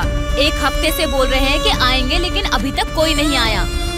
और तुम कह रहे हो कि मेरे कचरा फेंकने से बीमारी आ जाएगी? हाँ? तेरी बात से ना दुनिया बदले, तेरी चीख किसी तक ना पहुँचे, नाराज न तेरा बल ही है तेरा साथी, दब के न रहो, विश्वास है तेरी डोरे, डर के न रहो, उम्मीदें तेरे दिल में उठ के न रहो, जज्बात है तेरे रग में। Hello, municipality office. कौन बोल रहे? नारायण स्वामी जी है क्या? अरे आपको कैसे पता चला? फोन में कैमरा लगाया हुआ है क्या? वो कुछ नहीं सर, हमारी गवर्नमेंट ऑफिस में जब लैंडलाइन बजती है तो वो आप ही का फोन होता है सर। बोलिए। सौंदर्य कॉलोनी में कूड़ेदान पूरा भर गया है बेटा। सारी कॉलोनी में बदबू फैल रही है, इसे जल्द से जल्द साफ करो। ओ ऐसा क्या? उसे साफ करने का काम हमारा नहीं है, प्राइवेट वालों को कॉन्ट्रैक्ट दिया है। क्या कहा? कचरा उठाने का काम भी प्राइवेट लोगों को दे दिया है? तो फिर आप क्या कर रहे हैं? आप जैसे लोगों के सवालों का जवाब दे रहे हैं नारायण स्वामी। ठीक है, उस कॉन्ट्रैक्टर का नंबर दो। हेलो, कॉन्ट्रैक्टर गंगाधर जी हैं क्या? हाँ बोल रहा हूँ। आप कौन है? मैं नारायण स्वामी हूँ। सौंदर्य नगर का कचरा उठाने का कॉन्ट्रैक्ट आपने ही लिया है ना? हाँ हाँ, मैंने ही लिया है। यहाँ का कूड़ेदान ऊपर तक भर चुका है, पूरी कॉलोनी में बदबू फैल गई है। आप इसे क्लीन क्यों नहीं करते? अच्छा, वो पुराना टेंडर खत्म हो गया है सर, नया टेंडर अगले महीने में डाल रहे हैं। नया टेंडर आने के बाद ही क्लीन करेंगे, समझे? हाँ, तो तब तक इसे ऐसे ही छोड़ देंगे क्या? थोड़ी जिम्मेदारी निभाइए। जिम्मेदारी की इतनी फिक्र है तो खुद ही क्लीन कर लो ना।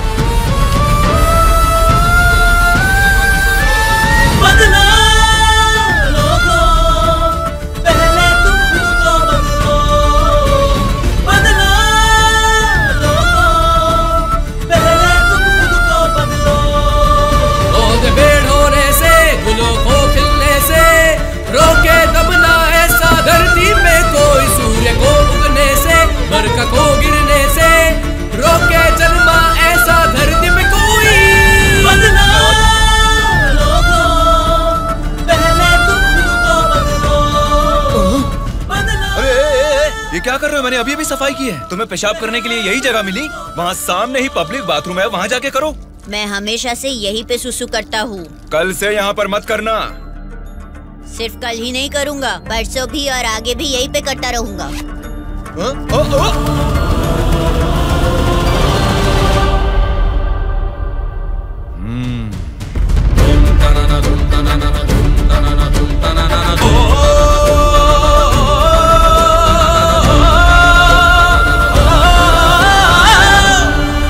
क्या हुआ? क्यों नहीं पेशाब किया?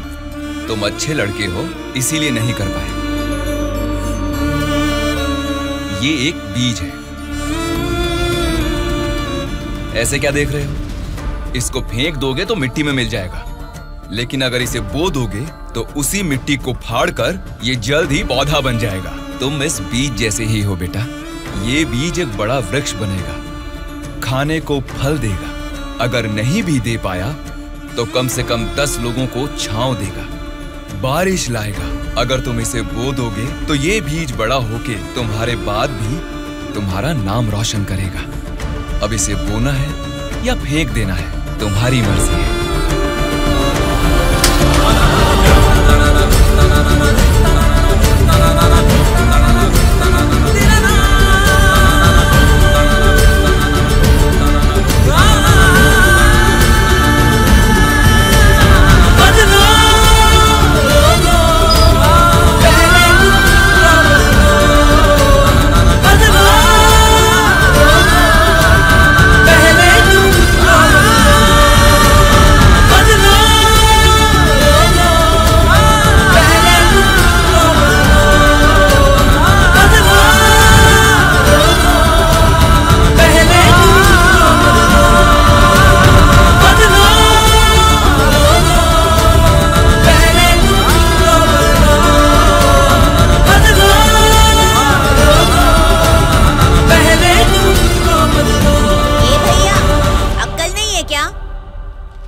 यहाँ इतनी सफाई है, यहाँ सुसु क्यों कर रहा है? वहाँ पब्लिक टॉयलेट है, उधर जाके सुसु करना। अरे वहाँ जाके हल्का होने का 2 रुपए लेते रे, पीने का पानी 1 रुपए रे, और हल्का होने के लिए 2 रुपए कहाँ से लाऊं मैं?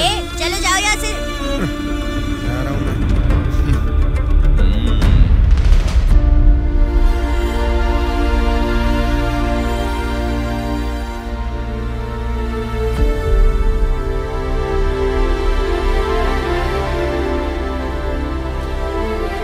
बेटा, राष्ट्रीय झंडे को उल्टा नहीं लगाते, गलत बात। राष्ट्रीय झंडे को ऐसे लगाते हैं, ऊपर केसरी नीचे हरा। चलो झंडा फहराओ। क्या सोच रहे हो? तुम्हारा बोया हुआ बीज ही नहीं, मेरा बोया हुआ बीज भी बढ़ने लगा है। जल्द ही पेड़ बन जाएगा। चलो ठहराओ।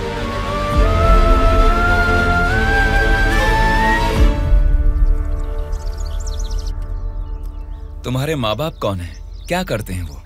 मेरे माँ बाप गांजे का ना धंधा करते थे। पुलिस की पिटाई की वजह से मेरे पापा नहीं रहे और मेरी माँ जेल में है।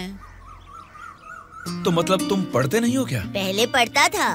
मेरी माँ ने पढ़ाई बंद करवा के बोला कि गांजे के धंधे में लग जाओ, इसलिए उन्होंने मुझे स्कूल से भी निकलवा दिया। अब मैं स्कूल जाके नहीं पढ़ सकता। मैं पढ़ाऊंगा तो पढ़ोगी? हाँ पढ़ूंगा।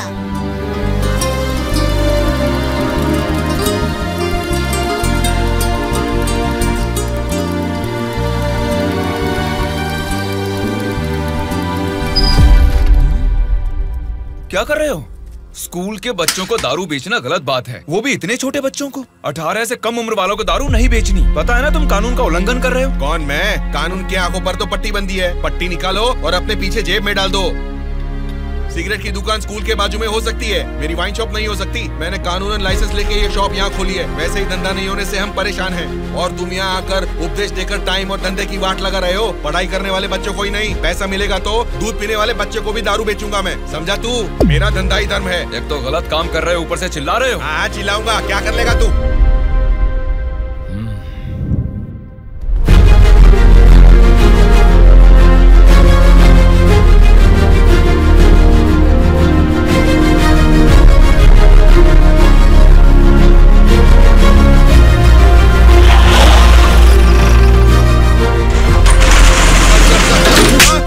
इंस्पेक्टर साहब, आप इस पर इस तरह हाथ नहीं उठा सकते। इसको कल आपको कोर्ट में हाजिर करना चाहिए। उसकी दारू की दुकान बंद करा के आपने हमारे लिए अच्छा काम किया है साहब। सच में आप जैसे लोग नेता बनेंगे तो हमारे लिए बहुत अच्छा काम करेंगे साहब।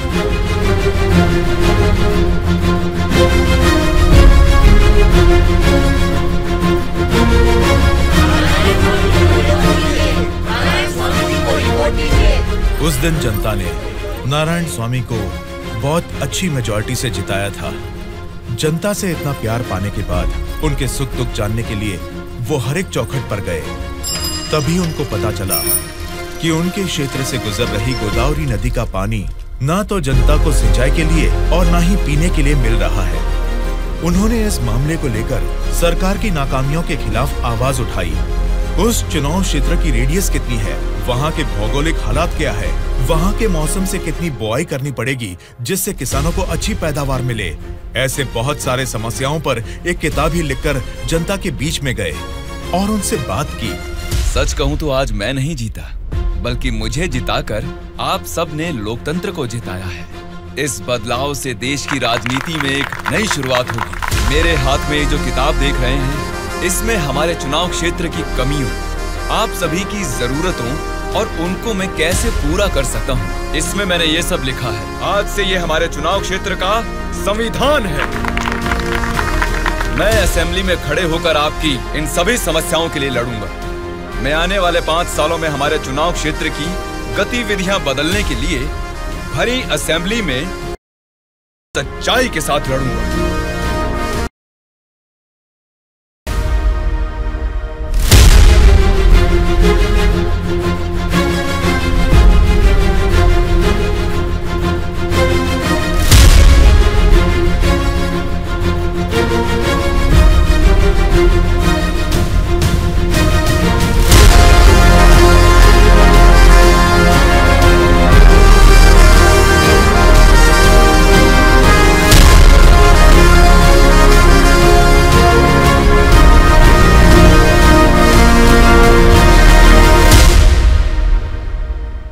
स्पीकर महोदय, ये हमारे चुनाव क्षेत्र की समस्याओं की किताब है।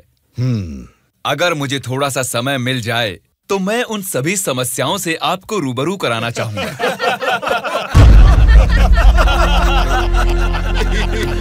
अरे आप लोग हंस क्यों रहे हैं? मैंने कोई कॉमेडी की है क्या? नहीं ना, हंसना बंद कीजिए। अध्यक्ष महोदय, नारायण स्वामी जी को देखकर ऐसा नहीं लगता कि असेंबली में आए हैं, किताब लेकर स्कूल में पढ़ने आए हैं ऐसा लगता है। अरे ये आप क्या कह रहे हैं? इसमें हमारे चुनाव क्षेत्र की समस्याएं लिखी हैं। साइलेंस, स्पीकर महोदय ने साइलेंस बोला, फिर भी हंस रहे हैं। चुप हो जाइए। ये क्या स्पीकर महोदय, ये तो आपकी भी नहीं सुन रहे। The house is adjourned. Tomorrow at 8 a.m. चलो यार, चलो।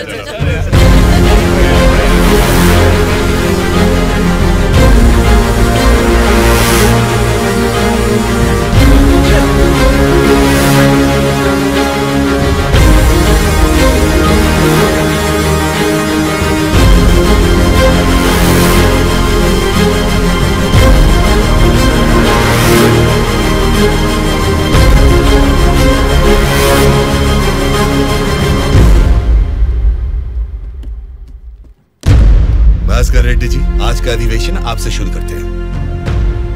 अध्यक्ष महोदय, पिछले सरकार की भ्रष्टाचार की वजह से पूरे राज्य का सर्वनाश हो गया है सर। क्यों सर्वनाश हुआ है उसकी वजह बता रहा हूँ अध्यक्ष महोदय। प्रचार तो राम राज्य का हो रहा था, लेकिन राज्य में राक्षस राज्य हो गया है अध्यक्ष महोदय, इसलिए इस तरह बात करनी पड़ रही है। ये क्या बोल रहे हो तुम? हमारी सरकार को राक्षस की सरकार बोल रहे हो? मुंह पे जुबान है तो क्या कुछ भी बोलोगे भास्कर रेड्डी? आगे के 5 साल तुम सत्ता में कैसे रहोगे ये मैं भी देखूंगा। तुम क्या देखोगे? मुंह बंद करके बैठो, नहीं तो बैठ जाएंगे। क्या कर लोगे तुम? मैं क्या करूंगा? हमारी मेजोरिटी कितनी है पता है ना? 100 लोग हैं। अगर हम चाहेंगे तो तुम में से एक भी असेंबली को छोड़कर नहीं जा सकता। हाँ, कुरुक्षेत्र में कौरव भी 100 ही थे, याद है ना? लेकिन अंत में क्या हश्र हुआ उनका? हमने भी हाथ में चूड़ियां नहीं पहन रखी। बहुत बोल चुके हो तुम, अब बैठ जाओ। तुम कौन होते हो हमें बिठाने वाले? तेरे सामने ही बोल रहा हूँ, अगर हमें गुस्सा आ गया ना तो असेंबली छोड़ के कोई भी बाहर नहीं जा पाएगा, कह रहा हूँ। क्या कह रहे हो? नहीं जा पाएंगे मतलब मारोगे हमें? दम है तो आ जाना, देखते हैं। ये क्या रे, हम लोग कुछ बोलते नहीं इसलिए सर पे चढ़ गए। तब से तुम ही हमें उकसा रहे हो। तू हमें उकसाएगा और हम भड़केंगे भी नहीं? हम क्या घूंघट ओढ़ के बैठे हैं? हिम्मत है तो हमको रोक के दिखा। जोश देखना है तो फिर आ जाओ, इधर का इधर ही फैसला कर देते हैं। आ जाओ, आ जाओ, अरे आ जाओ, मैं तो आ जा। बैठ जाइए आप लोग, बैठ जाइए, शांति रखिए। भास्कर रेड्डी जी, मैंने साइलेंस बोला ना, कंट्रोल रखिए। साइलेंस, साइलेंस, आप सब लोग बैठ जाइए। Silence, silence. 1 घंटे के लिए सभा को स्थगित करता हूँ। भद्राचलम चुनाव क्षेत्र के एमएलए नारायण जी को मैं बात करने के लिए अनुमति देता हूँ। महोदय, आज इस सभा में मैं इन सभी के सामने एक बात बोलना चाहता हूँ। प्रोसीड। महोदय, यहाँ बैठे सभी लोग जनता के प्रतिनिधि हैं। जनता ने वोट दी, इसीलिए ये जीते। वोट देने वाली उस जनता के बारे में कोई बात ना करके इस सभा में एक दूसरे को कोसना, झगड़ा करना अच्छी बात नहीं है साहब। देखा जाए तो ये बेशर्मी है। अध्यक्ष महोदय, नारायण स्वामी जी अपनी मर्यादा का उल्लंघन कर रहे हैं। जनता ने आंख बंद करके वोट डालकर हमें नहीं चुना है। अध्यक्ष महोदय, इनकी मजाल तो देखिए, हमें बेशर्म बोलता है। इस बात के ऊपर तो नारायण स्वामी जी को तुरंत हमसे यहाँ क्षमा मांगनी चाहिए, अभी के अभी।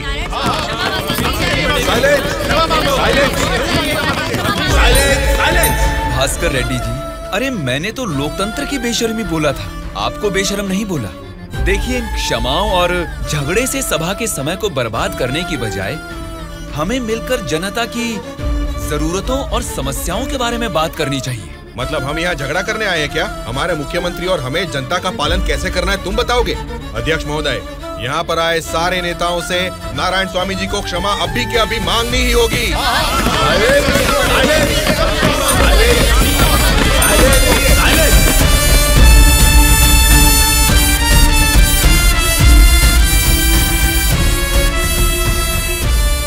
उनके बर्ताव से तुम क्यों दुखी हो रहे हो? सब ठीक हो जाएगा साहब, एक बार फिर आपको बोलने का मौका जरूर मिलेगा साहब। गूंगे को माइक पकड़ा देंगे तो कुछ फायदा थोड़ा ही होगा। जितने भी मौका देंगे होने वाला कुछ नहीं है। सोच समझ के तो बात ही नहीं कर पाता है ये। ए बोलू, क्या बात कर रहा है तू? पागल हो गया क्या? मुंह बंद करके यहाँ से निकल जा, जा। उसकी बातों का बुरा मत मानिएगा साहब। उसने कुछ भी गलत नहीं कहा सुबैया। तुम उसकी बातों में गुस्सा देख रहे हो और मैं उन बातों के पीछे छिपी वजह।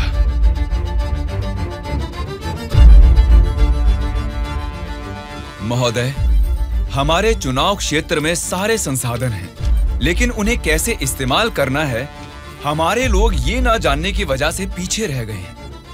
इस बारे में सरकारी पार्टी को कई बार विनती करने के बाद भी वो लोग फंड्स अलॉट नहीं कर रहे। अगर ऐसा ही रहा तो हमारे चुनाव क्षेत्र की जनता हम पर भरोसा कैसे करेगी? बोलिए महोदय। नारायण स्वामी जी, आपके चुनाव क्षेत्र की जनता की समस्या के बारे में अगली बैठक में जरूर चर्चा करेंगे। अब बैठ जाइए। स्पीकर महोदय, अभी तो मैंने बस अपनी बात रखनी शुरू ही की है और आप मुझे बैठने के लिए बोल रहे हैं। नारायण स्वामी जी, प्लीज आप बैठ जाइए। श्रीनिवास जी, आप बात कीजिए। अध्यक्ष महोदय, इस सभा में सभी को बोलने का अधिकार है। मुझे अपने चुनाव क्षेत्र की समस्याओं के बारे में बात करने दीजिए। प्लीज नारायण स्वामी जी, आप बैठ जाइए। कम से कम मुझे 10 मिनट तो बोलने दीजिए महोदय, विनती है। श्रीनिवास जी, आप अपनी बात रखिए। स्पीकर साहब, सीएम के राज्य में राज की हालत देखेंगे तो द्वापर युग का मानो राम राज्य वापस आ गया हो महोदय। ये बात मैं नहीं कह रहा हूँ, स्वयं जनता जनार्दन बोल रही है महोदय। स्पीकर साहब, राम ने राज किया त्रेता युग में, द्वापर युग पाला है श्री कृष्ण जी ने। पहले ठीक से इतिहास तो जान ले, फिर बात करें।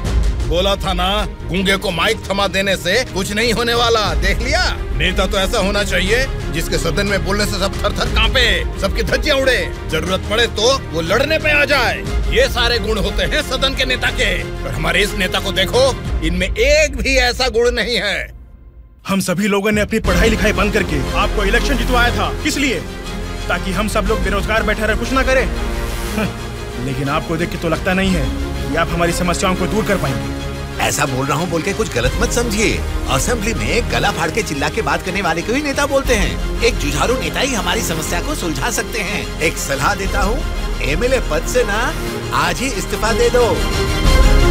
भद्राचल के चुनाव क्षेत्र के एमएलए नारायण स्वामी जी को बात करने के लिए अनुमति देता हूँ। अध्यक्ष महोदय, हमारे चुनाव क्षेत्र के चारों ओर पानी ही पानी है, लेकिन एक घूंट भी पीने लायक नहीं है महोदय।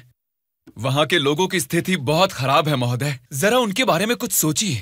और सिर्फ एक यही समस्या नहीं है साहब, शिक्षा, चिकित्सा, रोड, मैं तो कहता हूँ पूरा क्षेत्र समस्याओं ही समस्याओं से भरा है महोदय। इसीलिए मेरी आपसे विनती है कि अध्यक्ष महोदय, नारायण स्वामी जी के चुनाव क्षेत्र में सिर्फ और सिर्फ जनता को ही सारी समस्याएं हो रही है, लेकिन इनके राज्य में सरकार बनाने वाली पार्टी के गुंडों की वजह से वहाँ के जनता की जान जा रही है। अध्यक्ष महोदय, सत्ता इनके हाथ में है और पैसे बनाना ही इनकी पार्टी का मकसद है। दरअसल सत्ता में रहकर इन्हें अपनी दारू की दुकानें चलानी है और सारा इल्जाम हम पे थोपना है। अध्यक्ष महोदय, हम सिर्फ दारू की दुकान ही चला रहे हैं साहब। ये विपक्ष के लोग जब सत्ता में थे तब सीधा ब्रोथेल हाउस ही चला रहे थे। हाँ साहब, ये सही कह रहा हूँ मैं। जरा उनको देखिए, बोलते कुछ है, करते कुछ और है। कैसी बातें कर रहा है? कितना गिरा हुआ आदमी है ये अध्यक्ष महोदय। Silence, silence. मैंने क्या गलत कह दिया अध्यक्ष महोदय? ये रमा देवी कौन है? क्या चरित्र है इनका? एक जमाने में रेड लाइट एरिया में उन्होंने क्या गुल खिलाए हैं सब जानते हैं।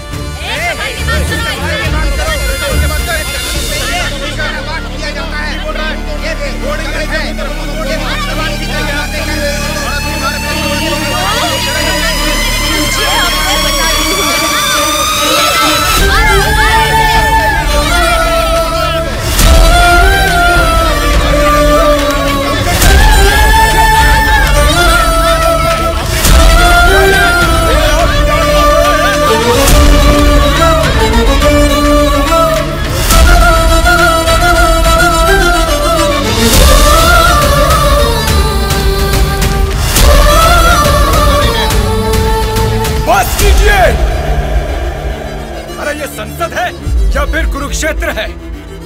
शर्म आनी चाहिए तुम सबको।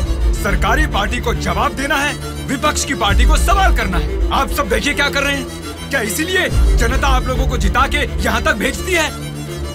जनता को बदलना है, जनता बदलनी चाहिए, तब से यही सब चिल्ला रहे हैं। 5 करोड़ की जनता में से सिर्फ 299 लोग ही यहाँ आए हैं। मतलब बदलना जनता को नहीं है, बल्कि हमें बदलना चाहिए।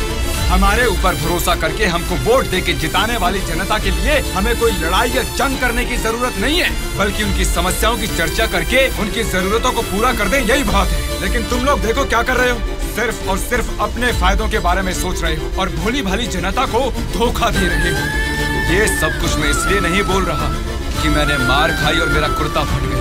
ये एक बहुत ही पवित्र और महापुरुषों की जगह है, ये संसद भवन है।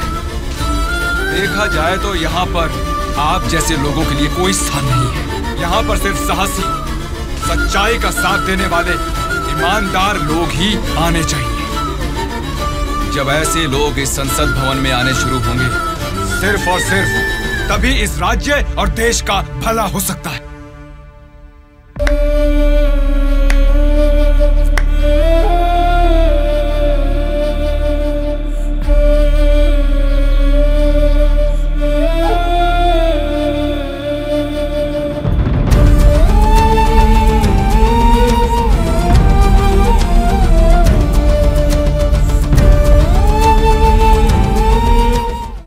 अब तो बता दीजिए अंकल, उदास क्यों हो आप?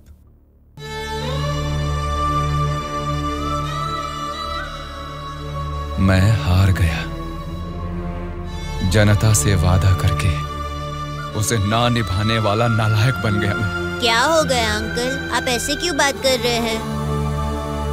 सत्ता में आते ही हम कुछ भी कर सकते हैं सोचने वाले नेताओं को बदलना होगा। जब तक ऐसा नहीं होगा हमारा यह समाज कभी नहीं बदलेगा। ऐसा है तो मैं उनको बदलूंगा अंकल। क्या कहा? तुम बदलोगे? हाँ अंकल, मैं बदलूंगा। तो ठीक है, चलो मुझसे ये वादा करो। मैं वादा करता हूँ अंकल, उन सब को मैं सच में बदल दूंगा।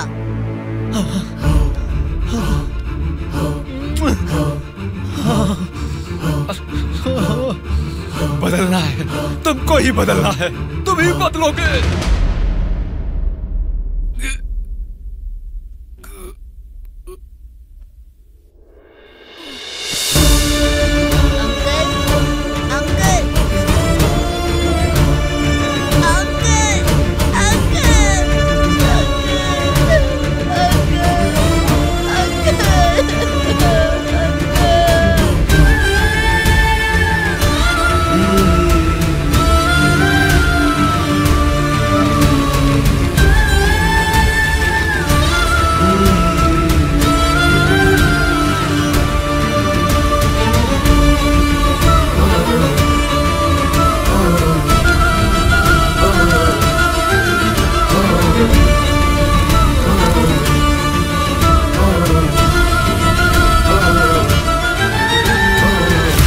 पिताजी के साथ किसी ने क्या किया, उससे हमारा क्या लेना देना?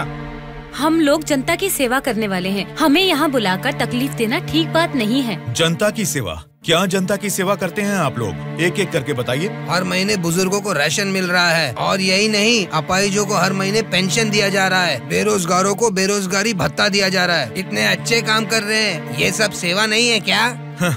जनता की सेवा करने का मतलब टाइम पर राशन का चावल और दाल देना है क्या? नहीं ना। 20 साल के लड़के को बेरोजगारी भत्ता क्यों देना? वो मेहनत नहीं करेगा क्या? 2 एकड़ जमीन वाले किसान को राशन क्यों देना? वो फसल उगा नहीं सकता क्या? आप लोगों की मेहनत करने की काबिलियत को मारकर उनकी पैदावार करने की क्षमता को बुरी तरह कुचल रहे हैं। जिस दिन आप लोग जनता को मुफ्त की चीजें देने के बजाय उनको ये बताएंगे कि मेहनत करना ही बेहतर है, उसी दिन आप लोग जनता की सच्ची सेवा कर पाएंगे सर। मतलब हम पर बिना यकीन के जनता हमको जिता रही है। आपका नाम मारुति राव है ना? हाँ हाँ। आपका चुनाव क्षेत्र रामापुरम है ना? सही कहा, रामापुरम ही है। आपके रामापुरम के बारे में आप क्या जानते हैं, थोड़ा बताएंगे सर? क्या रखा है रामापुरम में? 4 वार्ड है, 6 सरकारी अस्पताल है और 20 प्राइवेट अस्पताल है। उसके बाद 12 सिनेमा घर और 130 वाइन शॉप है। इसके अलावा अलग अलग क्षेत्र के लोग हैं, अलग अलग जात के लोग हैं और अलग अलग धर्म के लोग हैं। बाकी ओसी कास्ट तो सब कुछ मिला जुला के 1 लाख। इनके अलावा BC SC ST ये सब मिला के 2 लाख वोटर हैं। उतना ही नहीं, फिल्म डायरेक्टर सुकुमार जी और हीरोइन अंजलि जी दोनों यही पैदा हुए थे। कुंडली निकालोगे क्या? Nice information sir. उसी रामापुरम में जहाँ हजारों किसान रहते थे, अब कुछ गिनती के ही क्यों रह गए हैं सर? मुझे नहीं मालूम, किसानों के बारे में हम इतना कुछ नहीं जानते। तुम बोलो, तुम्हें मालूम है तो? रामापुरम की पूरी वोटरों की गिनती है 4,80,000। उनमें पुरुष है 2,50,000, स्त्रियां हैं 2,28,000, बाकी लोग हैं 3rd जेंडर। वहाँ बारिश और पानी की सुविधा ज्यादा होने के कारण धान और गन्ना जैसे फसलों के लिए वो जमीन अनुकूल है। अब हम प्रॉब्लम की बात करेंगे। रामापुरम मेन सेंटर में एक बड़ी डंपिंग यार्ड है और वहाँ के रोड्स के बारे में हम आपको जितना कम बताएं उतना ही अच्छा है। ये सरकारी पार्टी की MLA है, आपकी पूछताछ सही है, लेकिन हम तो विपक्ष के हैं ना, हमें इनके साथ क्यों उठा के लाए? एक विपक्षी पार्टी होने के नाते आपको गवर्नमेंट का सपोर्ट नहीं है, लेकिन आवाज उठाने के लिए असेंबली तो है ना। समस्याओं पर वहाँ क्यों नहीं बात करते? जनता ने वोट देकर आपको असेंबली इसलिए भेजा क्योंकि उनको यकीन था कि उनकी कुछ भलाई होगी। लेकिन पेट्रोल के बढ़ते रेट की आपको परवाह नहीं, बढ़ते ब्याज की आप बात ही नहीं करते। किसानों की आत्महत्या आप लोगों के लिए कोई मुद्दा ही नहीं है। बदलना है, अपने सोचने का ढंग बदलना है, हमारे बर्ताव का तरीका बदलना है। हमें बदलने को बोल रहे हो, ठीक है, जनता की क्या बात है? वो नोट लेके वोट नहीं दे रहे क्या हमें? उनको क्या बोलोगे? पैसे लेकर वोट डालना आखिर जनता को सिखाया किसने? आप जैसे नेताओं ने ही ना। वोट पर नोट की आशा रखने वाले ही नहीं हैं, वोट का इंसाफ चाहने वाले लोग भी हैं। आप क्या करते हैं? ऑटो चलाता हूँ। तो फिर ये पोस्टर क्यों चिपकाया है? नारायण के लिए इतना भी नहीं करेंगे तो अच्छा नहीं लगेगा। ऐसा क्यों? नारायण जी से आपको इतना लगाव किस लिए? वो हमारी तकलीफों को समझता है। वो सत्ता में आएगा तो बहुत लोगों को काम मिलेगा, हमारे गांव की तरक्की होगी। इतना भरोसा है? बिल्कुल भरोसा है। अगर उसने वादा कर दिया तो करके ही दिखाएगा। जब हमारे एमएलए चिनकोटा जी को अरेस्ट किया गया था, मेरे पति ने उनको छुड़ाने के लिए धरने पर पेट्रोल से खुद को जला लिया था। तो चिनकोटा जी ने क्या किया था? वे बोले थे कि सरकार में आते ही बात करके पैसा दिलाएंगे। मिला क्या? उन्होंने जबान दिया था। वादा तो वादा ही होता है ना। आपके दिए गए वादे जनता के सामने सिर्फ कहानियां बनकर रह गई हैं। कम से कम अब तो बदल जाइए। पार्टी बदलने के एजेंडा जैसे नहीं, जनता की तकदीरें बदलने वाले एजेंडा बन जाइए। अगर अब भी आप लोग नहीं सुधरोगे और ऐसा ही करते रहोगे तो यहाँ से कोई भी जिंदा बाहर नहीं जाएगा। सूर्या, इनको समझाने का कोई फायदा नहीं है। ये लोग ऐसे ही रहेंगे। मेरी बात मानो, सबको मार डालो। अरे रुको भाई रुको। ब्रदर, अगर आपको मारना है तो हमें मार दीजिए, लेकिन मरने से पहले हम सब बदलना चाहते हैं। हमको एक चांस तो दीजिए। इतने दिन जनता के पैसे कैसे लूटना है यही सोचते थे। अब एक मौका दे दो हमें। जनता के पैसे को जनता तक लौटाना है यही सोचेंगे। अब उस नारायण स्वामी के सपनों को हम सच करके दिखाएंगे। उसका नाम है सूर्या। ऑलरेडी एक मर्डर केस में वो सजा काट रहा है। सत्ताधारी पार्टी की सपोर्ट से वो जेल से बाहर निकला है। बहुत शातिर है वो। बड़ी होशियारी से वो दोनों पार्टियों के एमएलए को किडनैप करके लेके गया है। उसका प्लान क्या है, उसने क्यों किडनैप किया है, उसके सिवा और किसी को पता नहीं है। समझ गया सर। वो जहाँ भी हैं, सब एमएलए को सेफली लाने की जिम्मेदारी मेरी।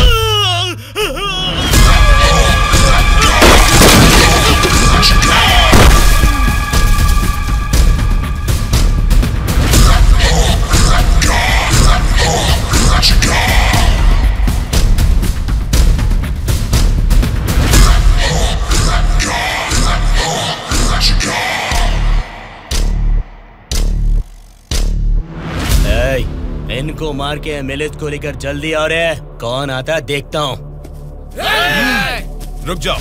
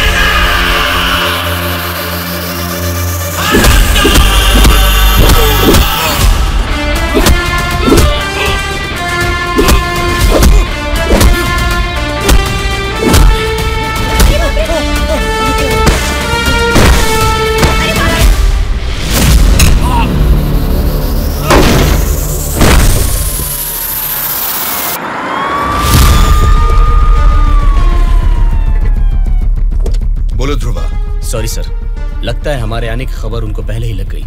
What? हाँ सर, जब तक हम पहुंचे वो सब एमएलए को लेकर यहाँ से चला गया। तो अब क्या होगा? आज शक्ति परीक्षण है। आज अगर एमएलए को नहीं ला पाएंगे तो स्टेट पे एक बड़ा इशू बन जाएगा। तुम किसी भी कीमत पर उन एमएलए को यहाँ ले आओ। Okay sir, I will try my level best.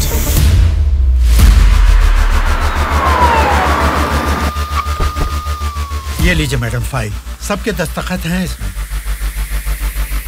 हमारी गवर्नमेंट को सपोर्ट करने वाले एमएलएस की list sir. Go ahead. Wish you all the best. Thank you sir. Welcome.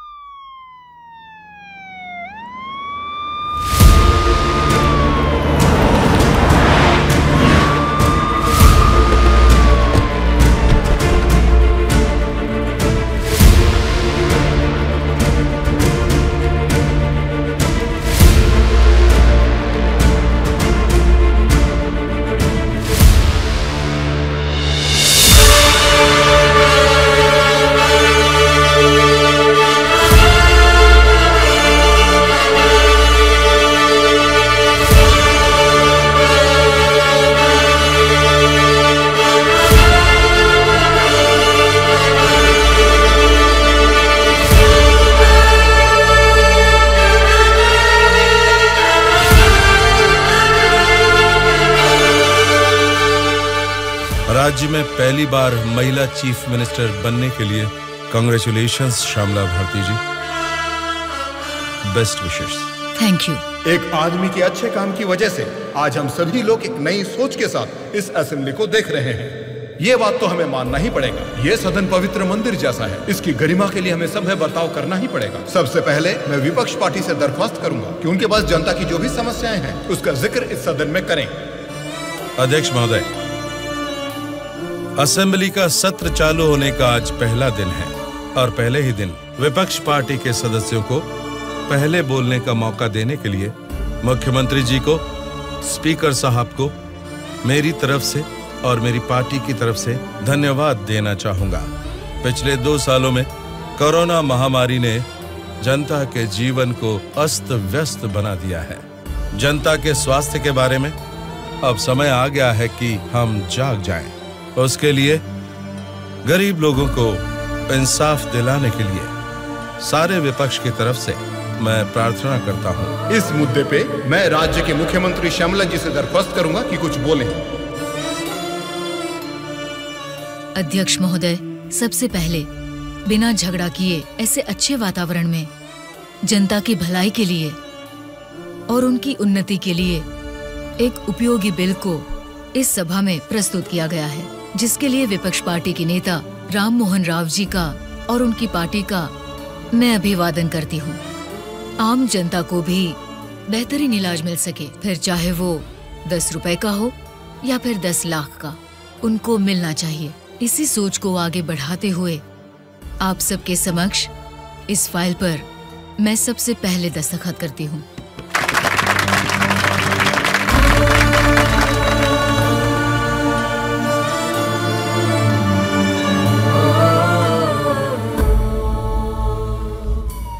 तुमने जो सोचा उसे पा लिया सूर्या।